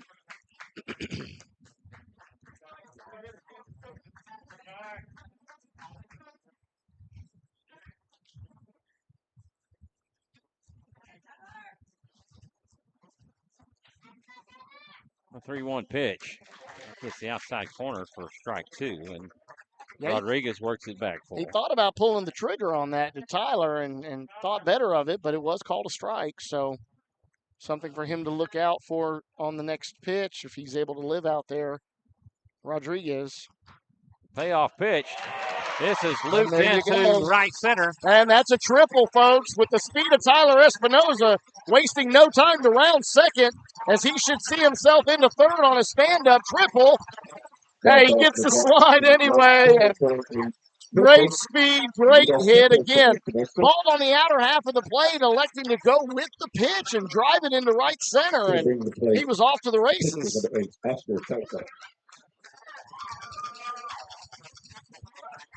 Love it. Absolutely love it. The leadoff runner aboard with the stand-up triple. And that'll bring up the RBI leader, the RBI king, Oscar Salazar, who has already got an RBI in this game. That pitch misses low for ball 1. In the third inning. Landon Miller on deck. With his shot to left center for a double that played to the first run of the game. Rodriguez from the stretch. Salazar will foul this one away for strike 1.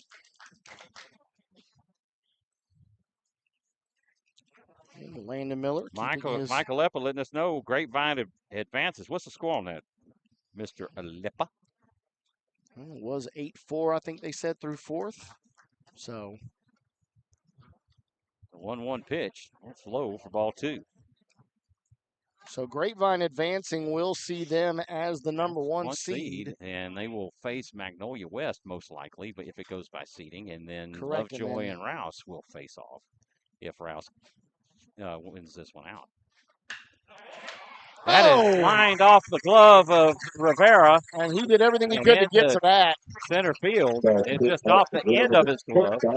Yeah, I thought he was all over it. That ball was absolutely nuked by Oscar Salazar. And Rivera was on it and stabbed out there, but just didn't quite get over. I don't know that you could count that as an error. Hit. Yeah, they rule it a hit. Yeah, it was off the end, and he was moving hard to his left to try to get to that ball. So was not a routine play by any stretch of the imagination, and that does allow for the hit and another RBI for Oscar Salazar. Dawson Snow, courtesy running for the pitcher. That'll bring up Landon Miller. Miller has hit into a fielder's choice and struck out, and he will foul this one back. And again, was all over that one with the plate number 10, Landon Miller. Size or the ooze from the crowd, the Raider crowd, as that was a huge cut on the ball by Landon Miller. Just getting under it and fouling it off. That pitch just misses outside for ball 1. And they're asking the blue, hey, there we go. He's awake. They actually You had give to, it to him. It's hot out there on that field. well, but they had to ask twice for the appeal. He wasn't paying attention the first time they asked him. And it was a good check swing from swing and a miss Landon for strike 2 as he chases the breaking pitch. 12-1. Yes, it is. That was a run rule. They ended in 5.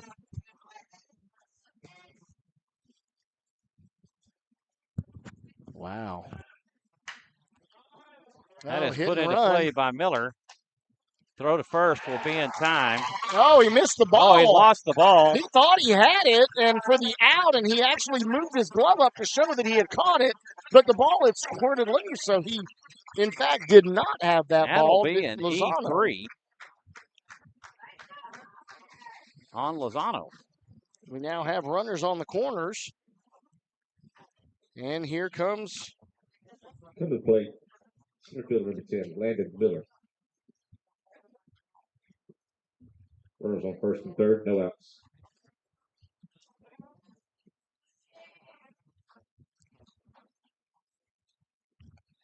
And they're going to call time. And yeah, Coach Cortines is coming out to talk to his guys, and I mean, trying to settle them down. I mean, it's 3 runs, right? I mean, they're not out of this game yet. I mean, and they need to really hold their heads high and buckle down and execute. And if they can do that, they'll give themselves an opportunity to get the bats going and see if they can't get a run and get the momentum swing back in their favor. But, you know, that's the main thing as a coach is just tell these guys to hold your heads high and just work on execution. that'll bring up Andrew Sanchez. Sanchez is 1 for 2. He is singled and popped up to left field. This is hit out to left field. And the throw home.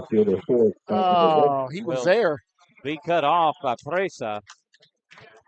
And Snow will turn around and head back to third. That'll be a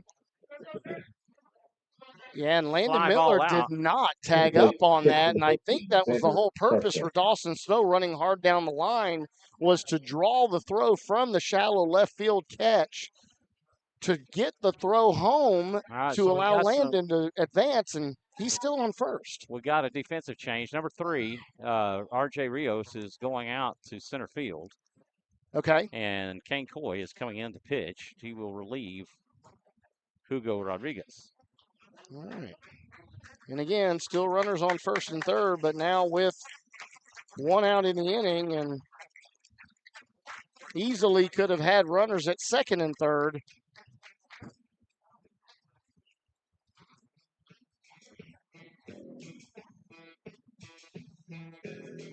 So Hugo Rodriguez exits after 15 pitches. He does record 1 out, so he does go for 1/3 of an inning. 15 pitches, 9 for strikes, allowing 2 hits and 1 earned run against him. No strikeouts and no walks. So very short stint on the mound there for Hugo Rodriguez as he makes way for the center fielder, Kane Coy. Momo says, go Raiders. Evangelina Zamorano. Kudos to my nephew, the RBI king, Oscar Salazar. Congratulations and good luck, babe. That is correct, and he just is piling them up game after game is Oscar Salazar. Again, 2 more in this game.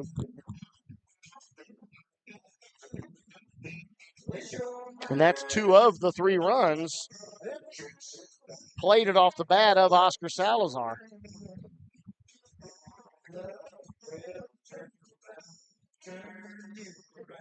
Kenny. Philip Figueroa under 6.5 is a lock. I'm not sure what the reference is on that or what we were talking about at the time. Yeah, I'm not sure. That may have been pertinent too, so I apologize for letting that one get by, Philip.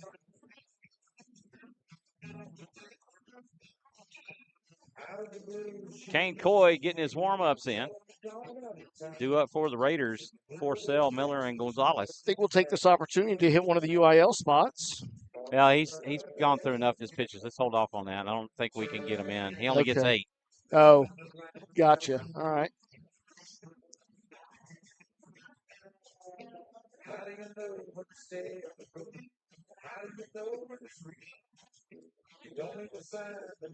New pitcher for the Mustangs, number 13, Kane Coy. Here's another righty. So, lefty, lefty, righty, lefty, righty has been the pitchers here in the 2 games for the Memorial Mustangs. The Raiders have struggled with lefty pitching pretty much all season long, but not in the playoffs. No, sir. Playoffs, they're a different cat, right? They're a different program team, and Raiders have historically hit their stride in the playoffs and making deep runs. I just know the 2021 season was so awesome, and they just timely hitting game after game. That first pitch to Forcell outside for ball 1. They needed a big hit, they'd get it, right? And it came from so many different players. Obviously, the big game against Dripping Springs at Concordia, the 14-game marathon that saw the big hit from Keegan Solomon. That pitch down and away for ball 1. Ball 2, and Miller will advance to third on the pitch by defensive indifference. Oh yeah, looking to do the delayed steal and then stopping to try to draw the throw and see if they could get the catcher sleeping and have Dawson Snow come in and score. Third pitch in for ball 3. 3-0 the count to Forcell. Wind has picked up, but it doesn't really feel like it where we're sitting. The press box is blocking quite a bit of it off. You look at the clouds or at the flags out in center field. Yeah. And it's rolling from right to left. That pitch misses low for ball 4. And that'll load the bases. Xander hikes the bat between his legs like a center on the football field, and here comes Gavin Silva. Well, we both said it at the same time. Bases loaded for Nathan Miller. Nathan executed that outstanding bunt his last time up.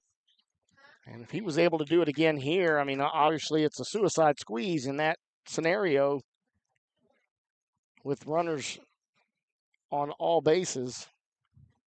Kane Coy winds and delivers. That one's low for ball 1.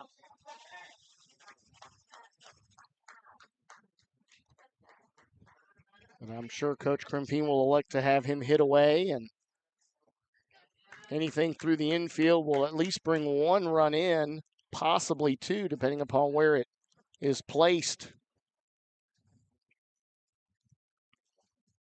The 1-0 pitch. That misses inside for ball 2. Of course, the other option here is we have yet to see a strike from the new pitcher, Kane Coy. Has not thrown a strike yet. 5 pitches or 6 pitches with no strikes. The 2-0. He shows bunt and lays off for ball 3. Michael Eppa says, let's bust this game open. You heard it from Mike. He's calling it. Mike Stradamus. Could it be Nathan Miller gets a grand slam right here? He shows bunt, lays off, and will take for strike 1. First strike. And called strike. From the right arm. Called strike. From the right arm of Kane Coy. Mason Gonzalez on deck. The 3-1 pitch. This is hit out to deep left field. That will score 1 on the sacrifice. Left fielder for the second out. Run does come across the score. Yeah, good solid hit there from Nathan Miller, doing exactly what was needed. He's not going to get us ball in play. You want to for sure get a long enough, deep enough fly ball to allow the base runner to tag up easily, and especially the left field. That could easily have been received shallow enough to not give Dawson Snow enough time to score, but 2 away for Mason Gonzalez. Landon Miller extends his lead at second. That pitch will get the outside corner for strike one. Camino Stapleton, the bubbles are out. Yeah, they'll come out when a run crosses the plate. And at the end of the game, if we happen to win this one. Yes, sir. Pitch misses low for ball one.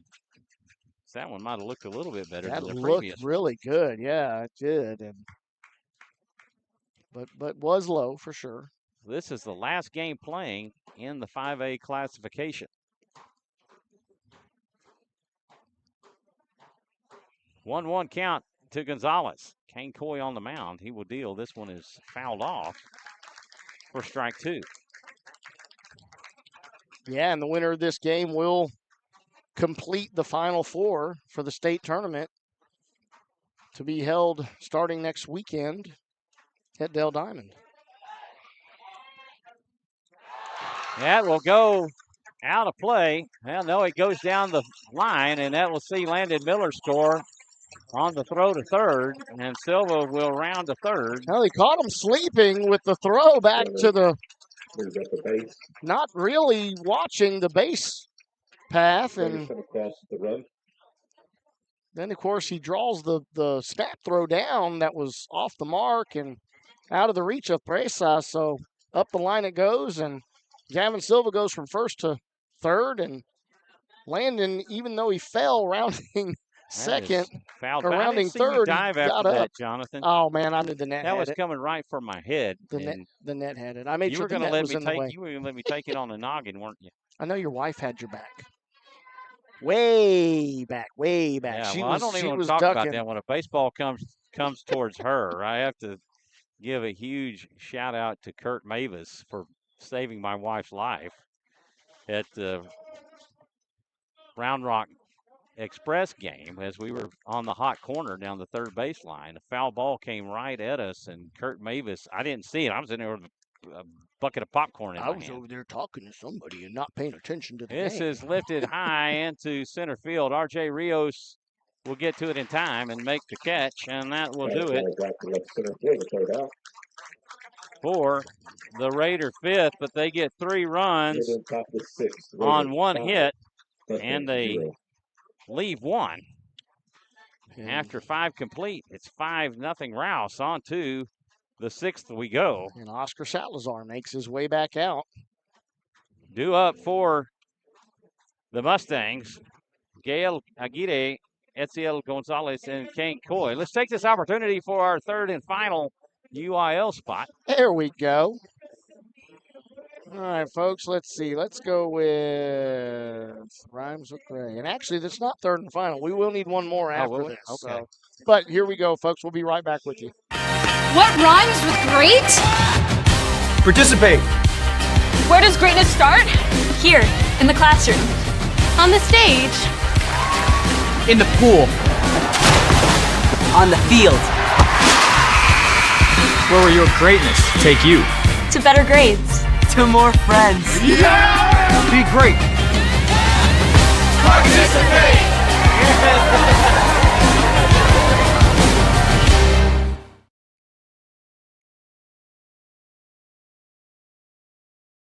Got to finish telling the story, Jonathan. So we're sitting there on the hot corner. Foul ball is smoking right towards us. And he wasn't paying attention, folks. He was eating popcorn. I got popcorn in my hand and a bucket. Kurt was paying attention, thankfully. That ball was streaming right for my wife's head. He's sitting behind it, sticks his hand out in front of her and takes it on his hand. Wow. His hand swole up huge. Wow. Yeah, I was telling that. I was holding popcorn. Oh, yeah. Yes. Hey, the popcorn did you She give hasn't her? let me forget that. Of course, we gave Kurt and Kim a $50 gift card for protecting her life. That first pitch in for a strike to Aguirre. Of course, Aguirre, the only hit of this game for swing and a miss for strike 2 for the Mustangs, and it was just right up the middle and just avoids the glove of Oscar Salazar and Rainer Heinrich not able to make the throw. Aguirre is 0 for 1. I mean, 1 for 1. He singled back in the first or second. No, third. I'm sorry. Strikeout catches him looking. Aguirre takes strike 3 for the first out. That is the 4th strikeout for Salazar on the afternoon. That'll bring up Etziel Garcia or Gonzalez. I'm sorry. He's 0 for 1 with a strikeout. These guys represent the 8, 9, and 1 batters that we will see in this inning. Veronica, yes, she's tough, Francis. She is tough. Dr. Pennybags, damage is done. Let's go, Rouse. Jonathan Wilson, let's go, Raiders.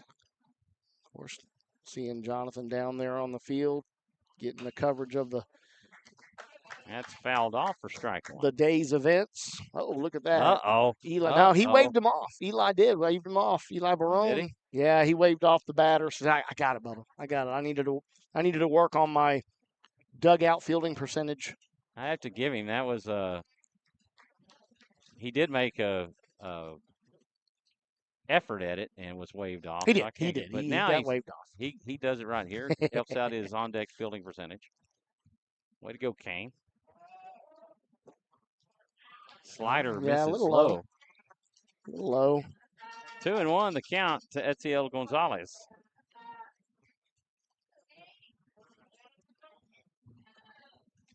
Squincho on the mound. Foul off for strike 2, and that'll even the count at 2.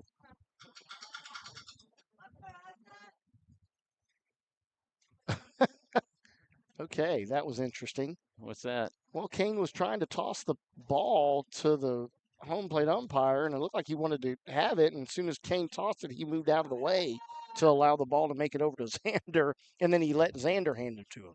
Oh, my goodness. I was like, okay, I don't know what that was all about. The 2-2 pitch, down and away for ball 3. It's like, yeah, I'm not trying to catch a ball tossed to me. I'll let the catcher hand it to me. Full count for Gonzalez. Salazar comes set. The payoff pitch. Swing and a miss for strike 3. Gonzalez goes down 3-4 the second out.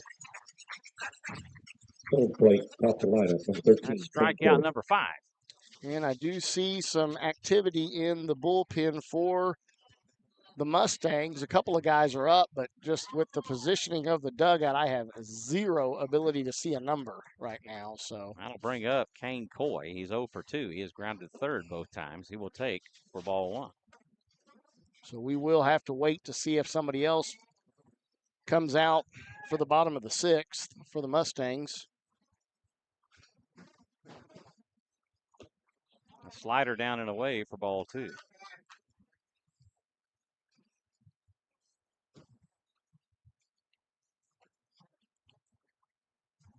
Two 2-0 the count to Coy. This is fouled off for strike 1.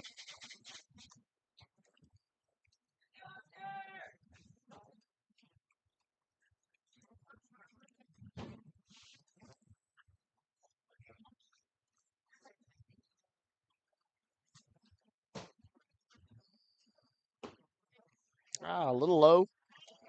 Again, just not liking that pitch. But again, he's been consistent. So one thing we love to see is consistency from the home plate umpire and not. This is hit down the third base line, and that'll be a base hit for Kane Coy. Actually, he's going to round second, and he'll come in with a double. First extra base hit of the night for the Mustangs, and only the second base runner that we have had in this game.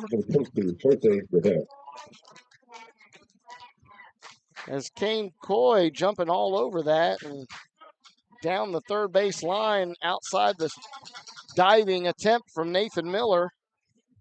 Very well placed and very well struck ball. That'll bring up Jose Rivera. He's 0 for 2. He is struck out and grounded to second. Of course, Jose Rivera represents the one run that was scored in game 1 after he reached on a drop third strike that actually spiked and went all the way into the dugout that allowed it for a ground rule double. That pitch in for a strike, and that will take the count 1-1. That was an interesting one with the way the positioning of the dugout was at last night's game, that it was so close that the ball could actually carry him off the plate. That pitch misses low for ball 2. 2-1. But I was curious about that, Michael, and I know you are well more versed in the rules, but the ball bounced off the ground, then off the net and rode the net and dropped into the dugout. Was that truly a ground rule double?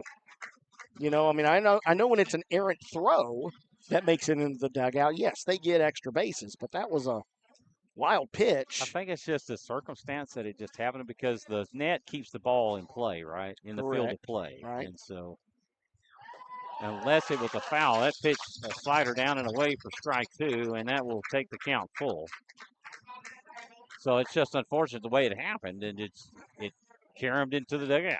And that effectively gave the ground rule that allowed him to advance to second base. This is stroked over to short. Solis has it. Throw to first in time, and that will do it.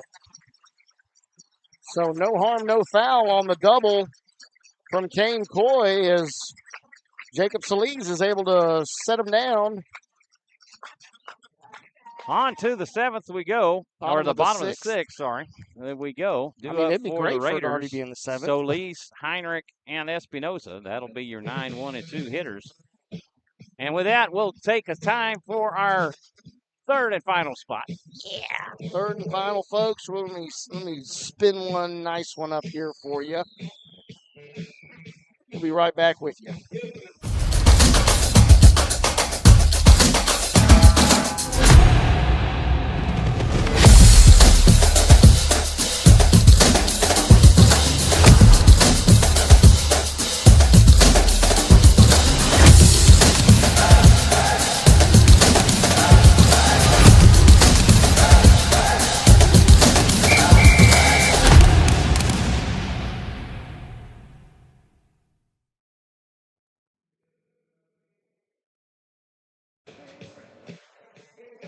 And we're back, folks. Of course, I did make mention that there were a couple of guys warming up in the bullpen for the Mustangs, but we do see Kane Coy making his way back out for the 6th.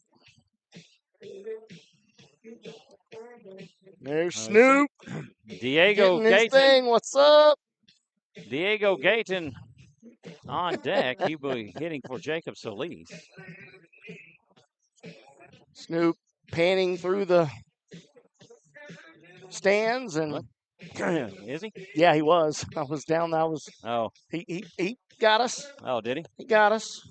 Oh, that's cool. Of course, my head was down working my book. So you were working. He'll put the note in there. Michael Francis hard at work. Jonathan goofing off as usual. Anything but. Diego Gayton getting his first opportunity in this contest. And pinch hit for Jacob Solis.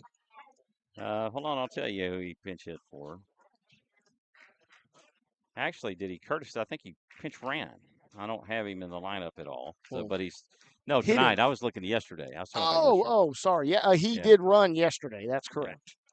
So he is pinch hitting for Solis. Coy will deliver high and inside for ball 1.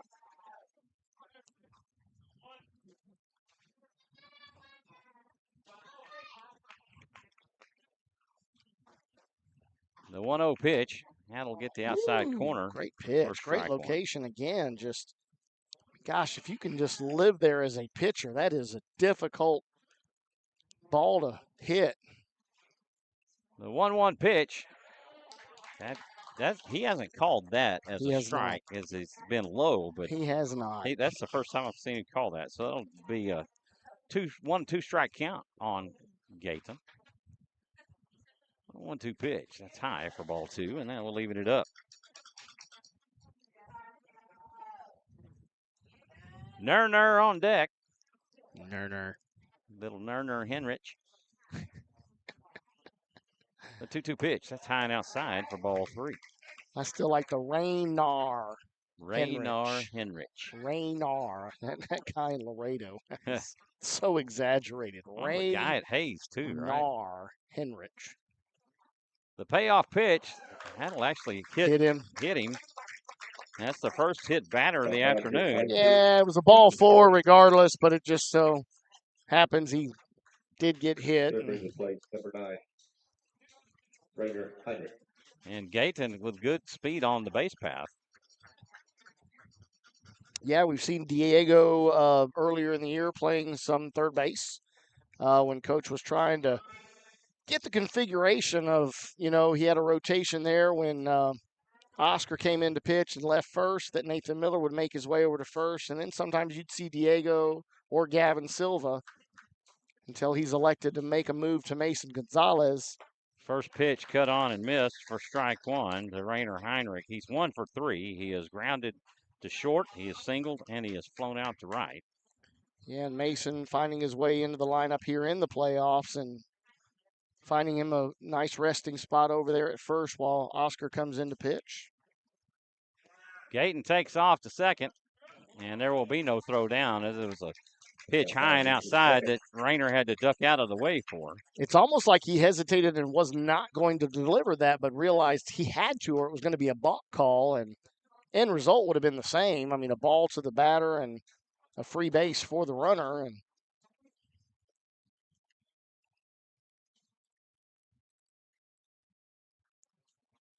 maybe you're going to time out. No?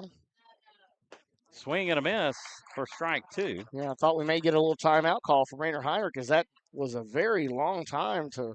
C5 going, let's go. You must have heard us talking about little Nerner. Nerner. Well, his sister's here and had the sign up for Nerner. The 1-2 pitch, that's high and outside for ball 2, and I don't remember that if that was last night that I saw that sign, or was that today? Well, I don't know. That I saw her holding. I think it was last night. Nerner, because they were sitting down in front of us. That was last night. Yeah, Nerner. Let's go to state. Type of a thing. I don't remember exactly what it said, but I just remember seeing the Nerner. Coy from the stretch, the 2-2 count. This is hit out towards right center. R.J. Rios in on it. He'll make the catch.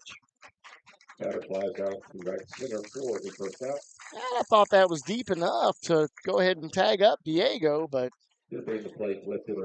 I'll say this, Rios got rid of that ball quick. Yeah, he did. I mean, great job there of gathering himself under it, but not only just getting underneath it, but positioning himself so that he could make a strong throw, expecting the runner to go. And here comes as a result, he Tyler Espinoza. He's 1 for 3 as a strikeout. He's flown out to center, and he has tripled his last at bat. Coy will step off. Yeah, they did get the balk. So both, actually, the home plate umpire and the field umpire were both all over that, as each one of them at the same time called it. And because he didn't disengage from the rubber. Rubber, that's correct. And what allowed him to not get the balk call earlier was going ahead and throwing the high ball to Rainer. Espinoza will take outside for ball 1. Oscar Salazar on deck. Sal would love to have another opportunity to get another RBI. The 1-0 pitch from Coy. It swung on and missed for strike 1.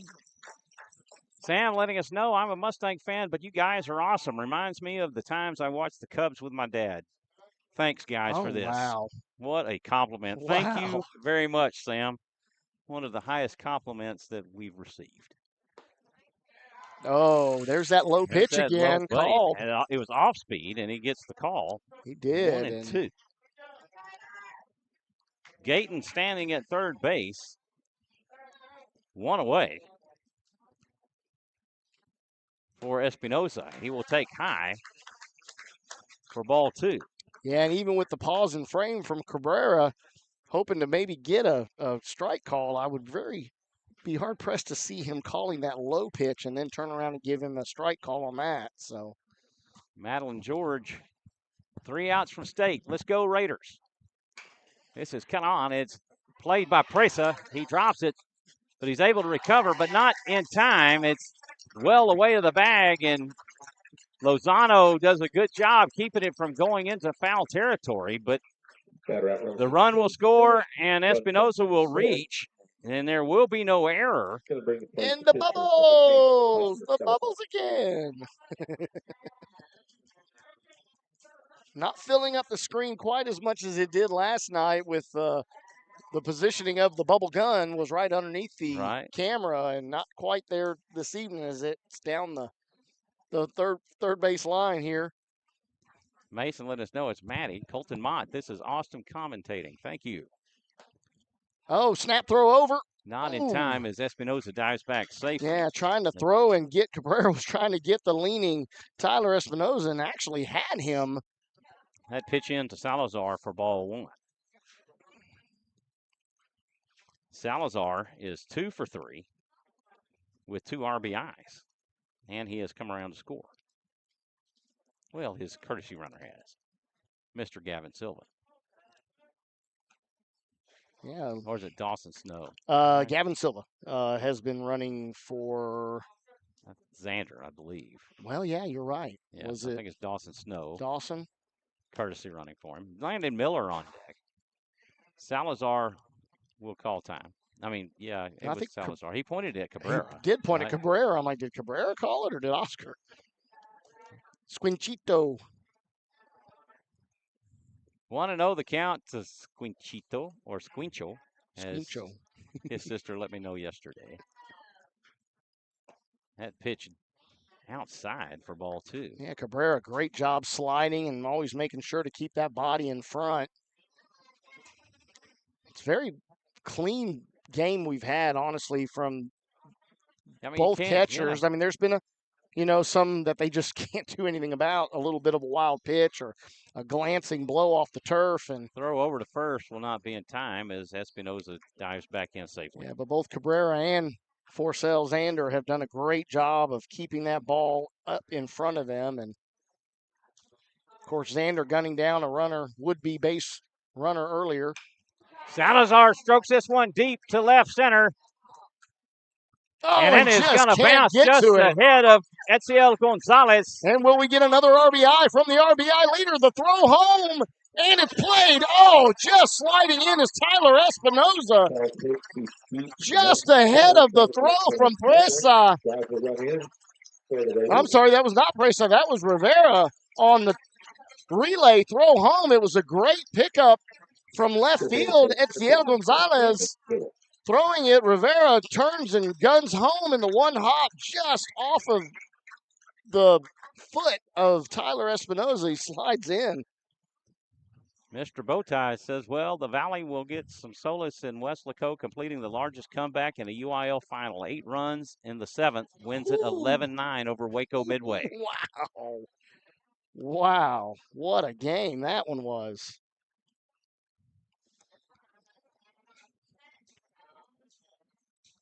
Yeah, and Dawson Miller will Snow call time and back out, and Dawson Snow back courtesy in. running for Oscar Salazar. Salazar with the double. Tell you what, Dawson Snow getting his steps in this game, relieving Oscar on the base path. He smokes this one up the middle into center. Snow rounds third, heads for home. It will be cut off by Lozano, and Miller will pick up the RBI.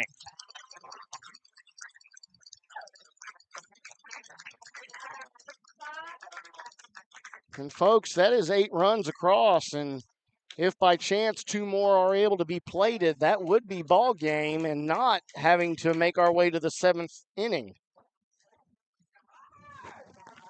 That'll bring up Robert Turbay, batting for Andrew Sanchez.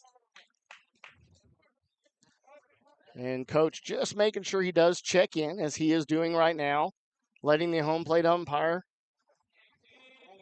know the intentions. Robert Turbay getting his first opportunity in this series. Correct, and then Robert was another one that we saw quite frequently earlier in this year. during tournament play, as well as the beginning stages in right field. He was out there in right. Ryland Payne was out in right. Turbay will take for strike one on a pitch down and away, but gets enough of that outside corner for strike one. Coach Crimpine doing everything he can to get these seniors in and getting some of the younger guys in to experience playoff baseball. Throw over to first, not in time as Miller gets back in safely. And once again, only one out here in the bottom of the sixth.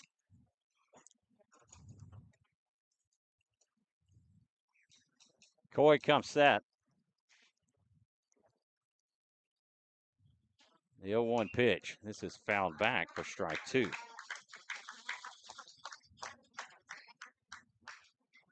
Yeah, one thing I like, very, very high backstop netting here at the Jordanton field. And then we're protected by a cover. And we do have the cover, yes, sir. So a metal cover over us, so we don't have to worry about it falling in on us.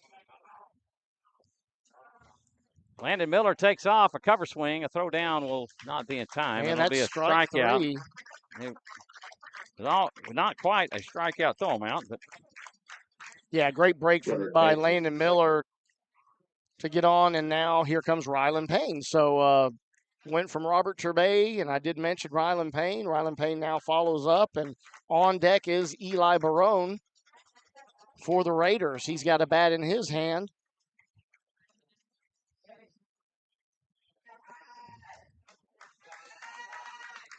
And so first pitch gets the outside corner for strike one. So I believe you said Robert was batting for Andrew Sanchez, so that means that Ryland's batting for Xander Forcell. Yes.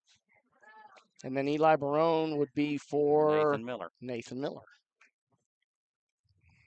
The 0-1. That pitch misses high and inside, but that looked better than the first. It did. That looked really good. Again, maybe a bit high, but definitely covered a lot of the plate on the inside and gets the ball call, though.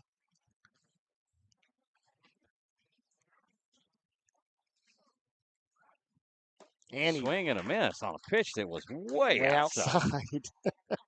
That was 2 foot outside. Well, but again, Ryland Payne, Robert Turbay, not a lot of opportunities throughout these playoffs. And, when you get that opportunity, you don't want to be standing up there just holding the bat, right? You want to offer it and see if you can't get a hit for your squad. And there it was. Strike three. Strike three. A great pitch by strike three for the third by Kane Coy to end the Raiders' 6, but they pick up 3 runs on 3 hits, and they leave 1. Mustangs 0. Actually, that was a strikeout looking. Yeah, it was strikeout looking. He did look to. It was a check swing that he thought was going to be another ball inside, and it broke straight across the plate. It was a beautiful pitch from Kane Coy, and defensively, no adjustments as we now have Oscar making his way out to see if he can finish off and have a complete game, 2-hit shutout. 3 pitches through 6 innings. Correct, and Emilio Presa, Eloy Lozano, and Jacob Sanchez due up. Don't miss the final UIL state event of the year, the 2024 state baseball tournament taking place Wednesday, June 5th through Saturday, June 8th. These games will be played at the Dale Diamond in Round Rock, with Conference 4A games taking place at the historic Dish Falk Field at the University of Texas at Austin campus. For schedule, spectator, and ticket information, please visit uiltexas.org/baseball. Again, that's uiltexas.org/baseball. The Mustangs down to their final 3. To the plate, third baseman, number 99, Emilio Presa. And in steps the big man, third baseman Emilio Presa. Presa is 0 for 2. He's grounded to short both times. Yes, he has. And where do we see Jacob Solis on the shift? That is hit back up the middle to second. Heinrich has it. throw to first in time, and that will do it for Presa. 4-3 on the putout. And now just 2 outs away from punching their ticket to be the 4th spot in the Final Four for the state tournament next weekend. As Michael just mentioned, that will be held at Dell Diamond.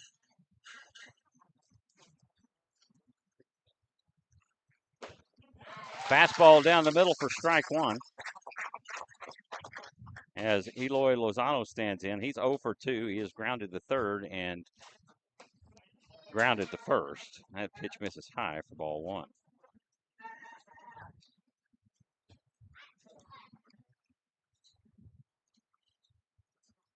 Jacob Sanchez on deck. Ball low Pitch and away. misses for ball two.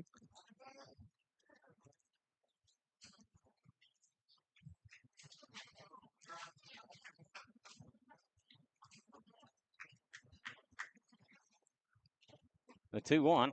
That misses for ball three.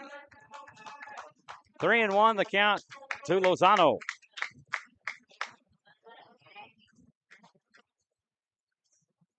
Salazar comes set.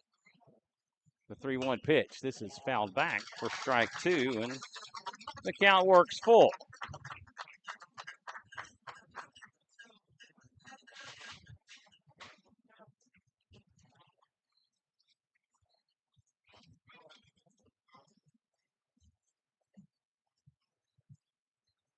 The payoff pitch. This is hit out to right center. Landon Miller over makes the catch, and that will do it for Eloy Lozano.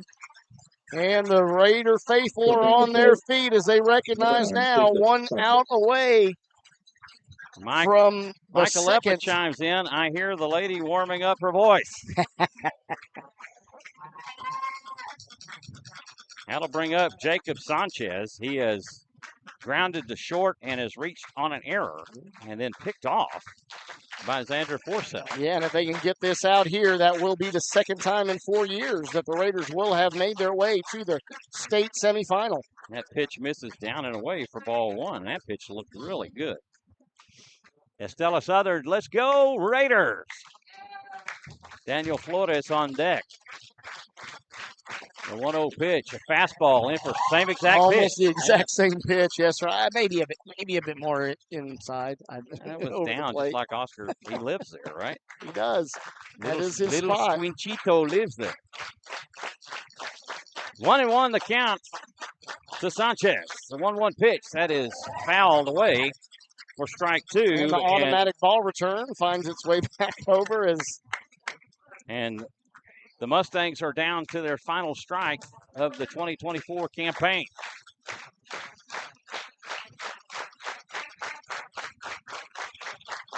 Salazar takes a long look in. The 1-2 pitch. A breaking ball. There it is, folks. Raiders are the Region 4 champions.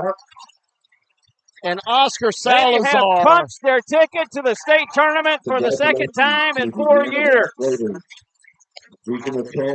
Off the right arm of Oscar Salazar, who has absolutely pitched a beauty.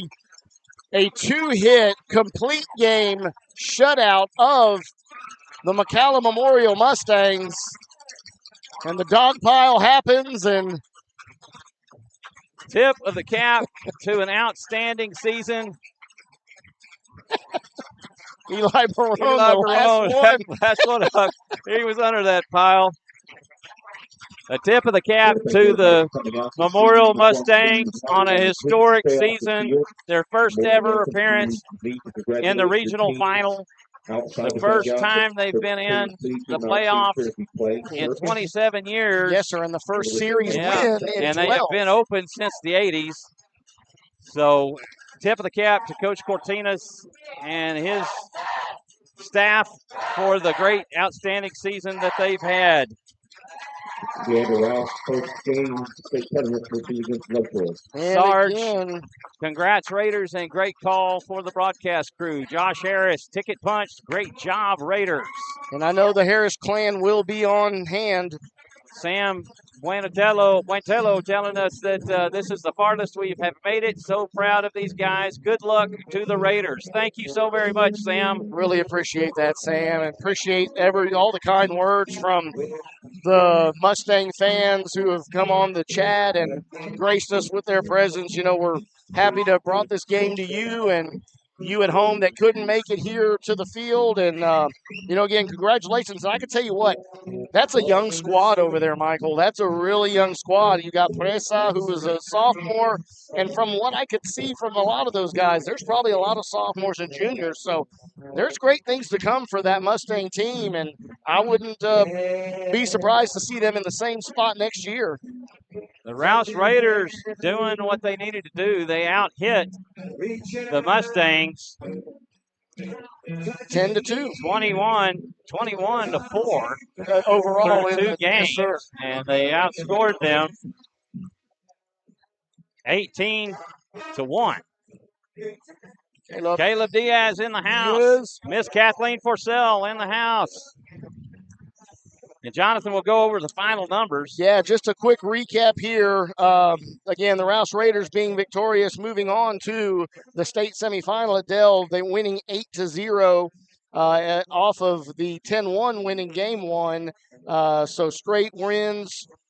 Did see, again, Oscar Salazar with a gem, 84 pitches through 7 complete innings, allowing 2 hits, no runners, no earned runs, 6 strikeouts. He had runners, so he had no runs. No runs, yeah, no runs. 2 that made it on. A great defensive game for the Raiders, as there were no errors in the game either to allow any extra base runners, and no walks. So again, Gavin Silva only 1 walk last night. Oscar Salazar follows suit with no walks. Huge difference of not being able to defend walks and errors. And we had none of the above in those 2 games, that other than the 1 walk from Gavin Silva, but it was no big deal, right? I mean, he had his 8 strikeouts. And tell you what, Oscar Salazar not only doing what he did on the mound, did have his 50th RBI of the season. So is the RBI leader for 5A, but now has 50 RBIs on the season up to this point, with more games to be played. We did have 29 batters at the plate.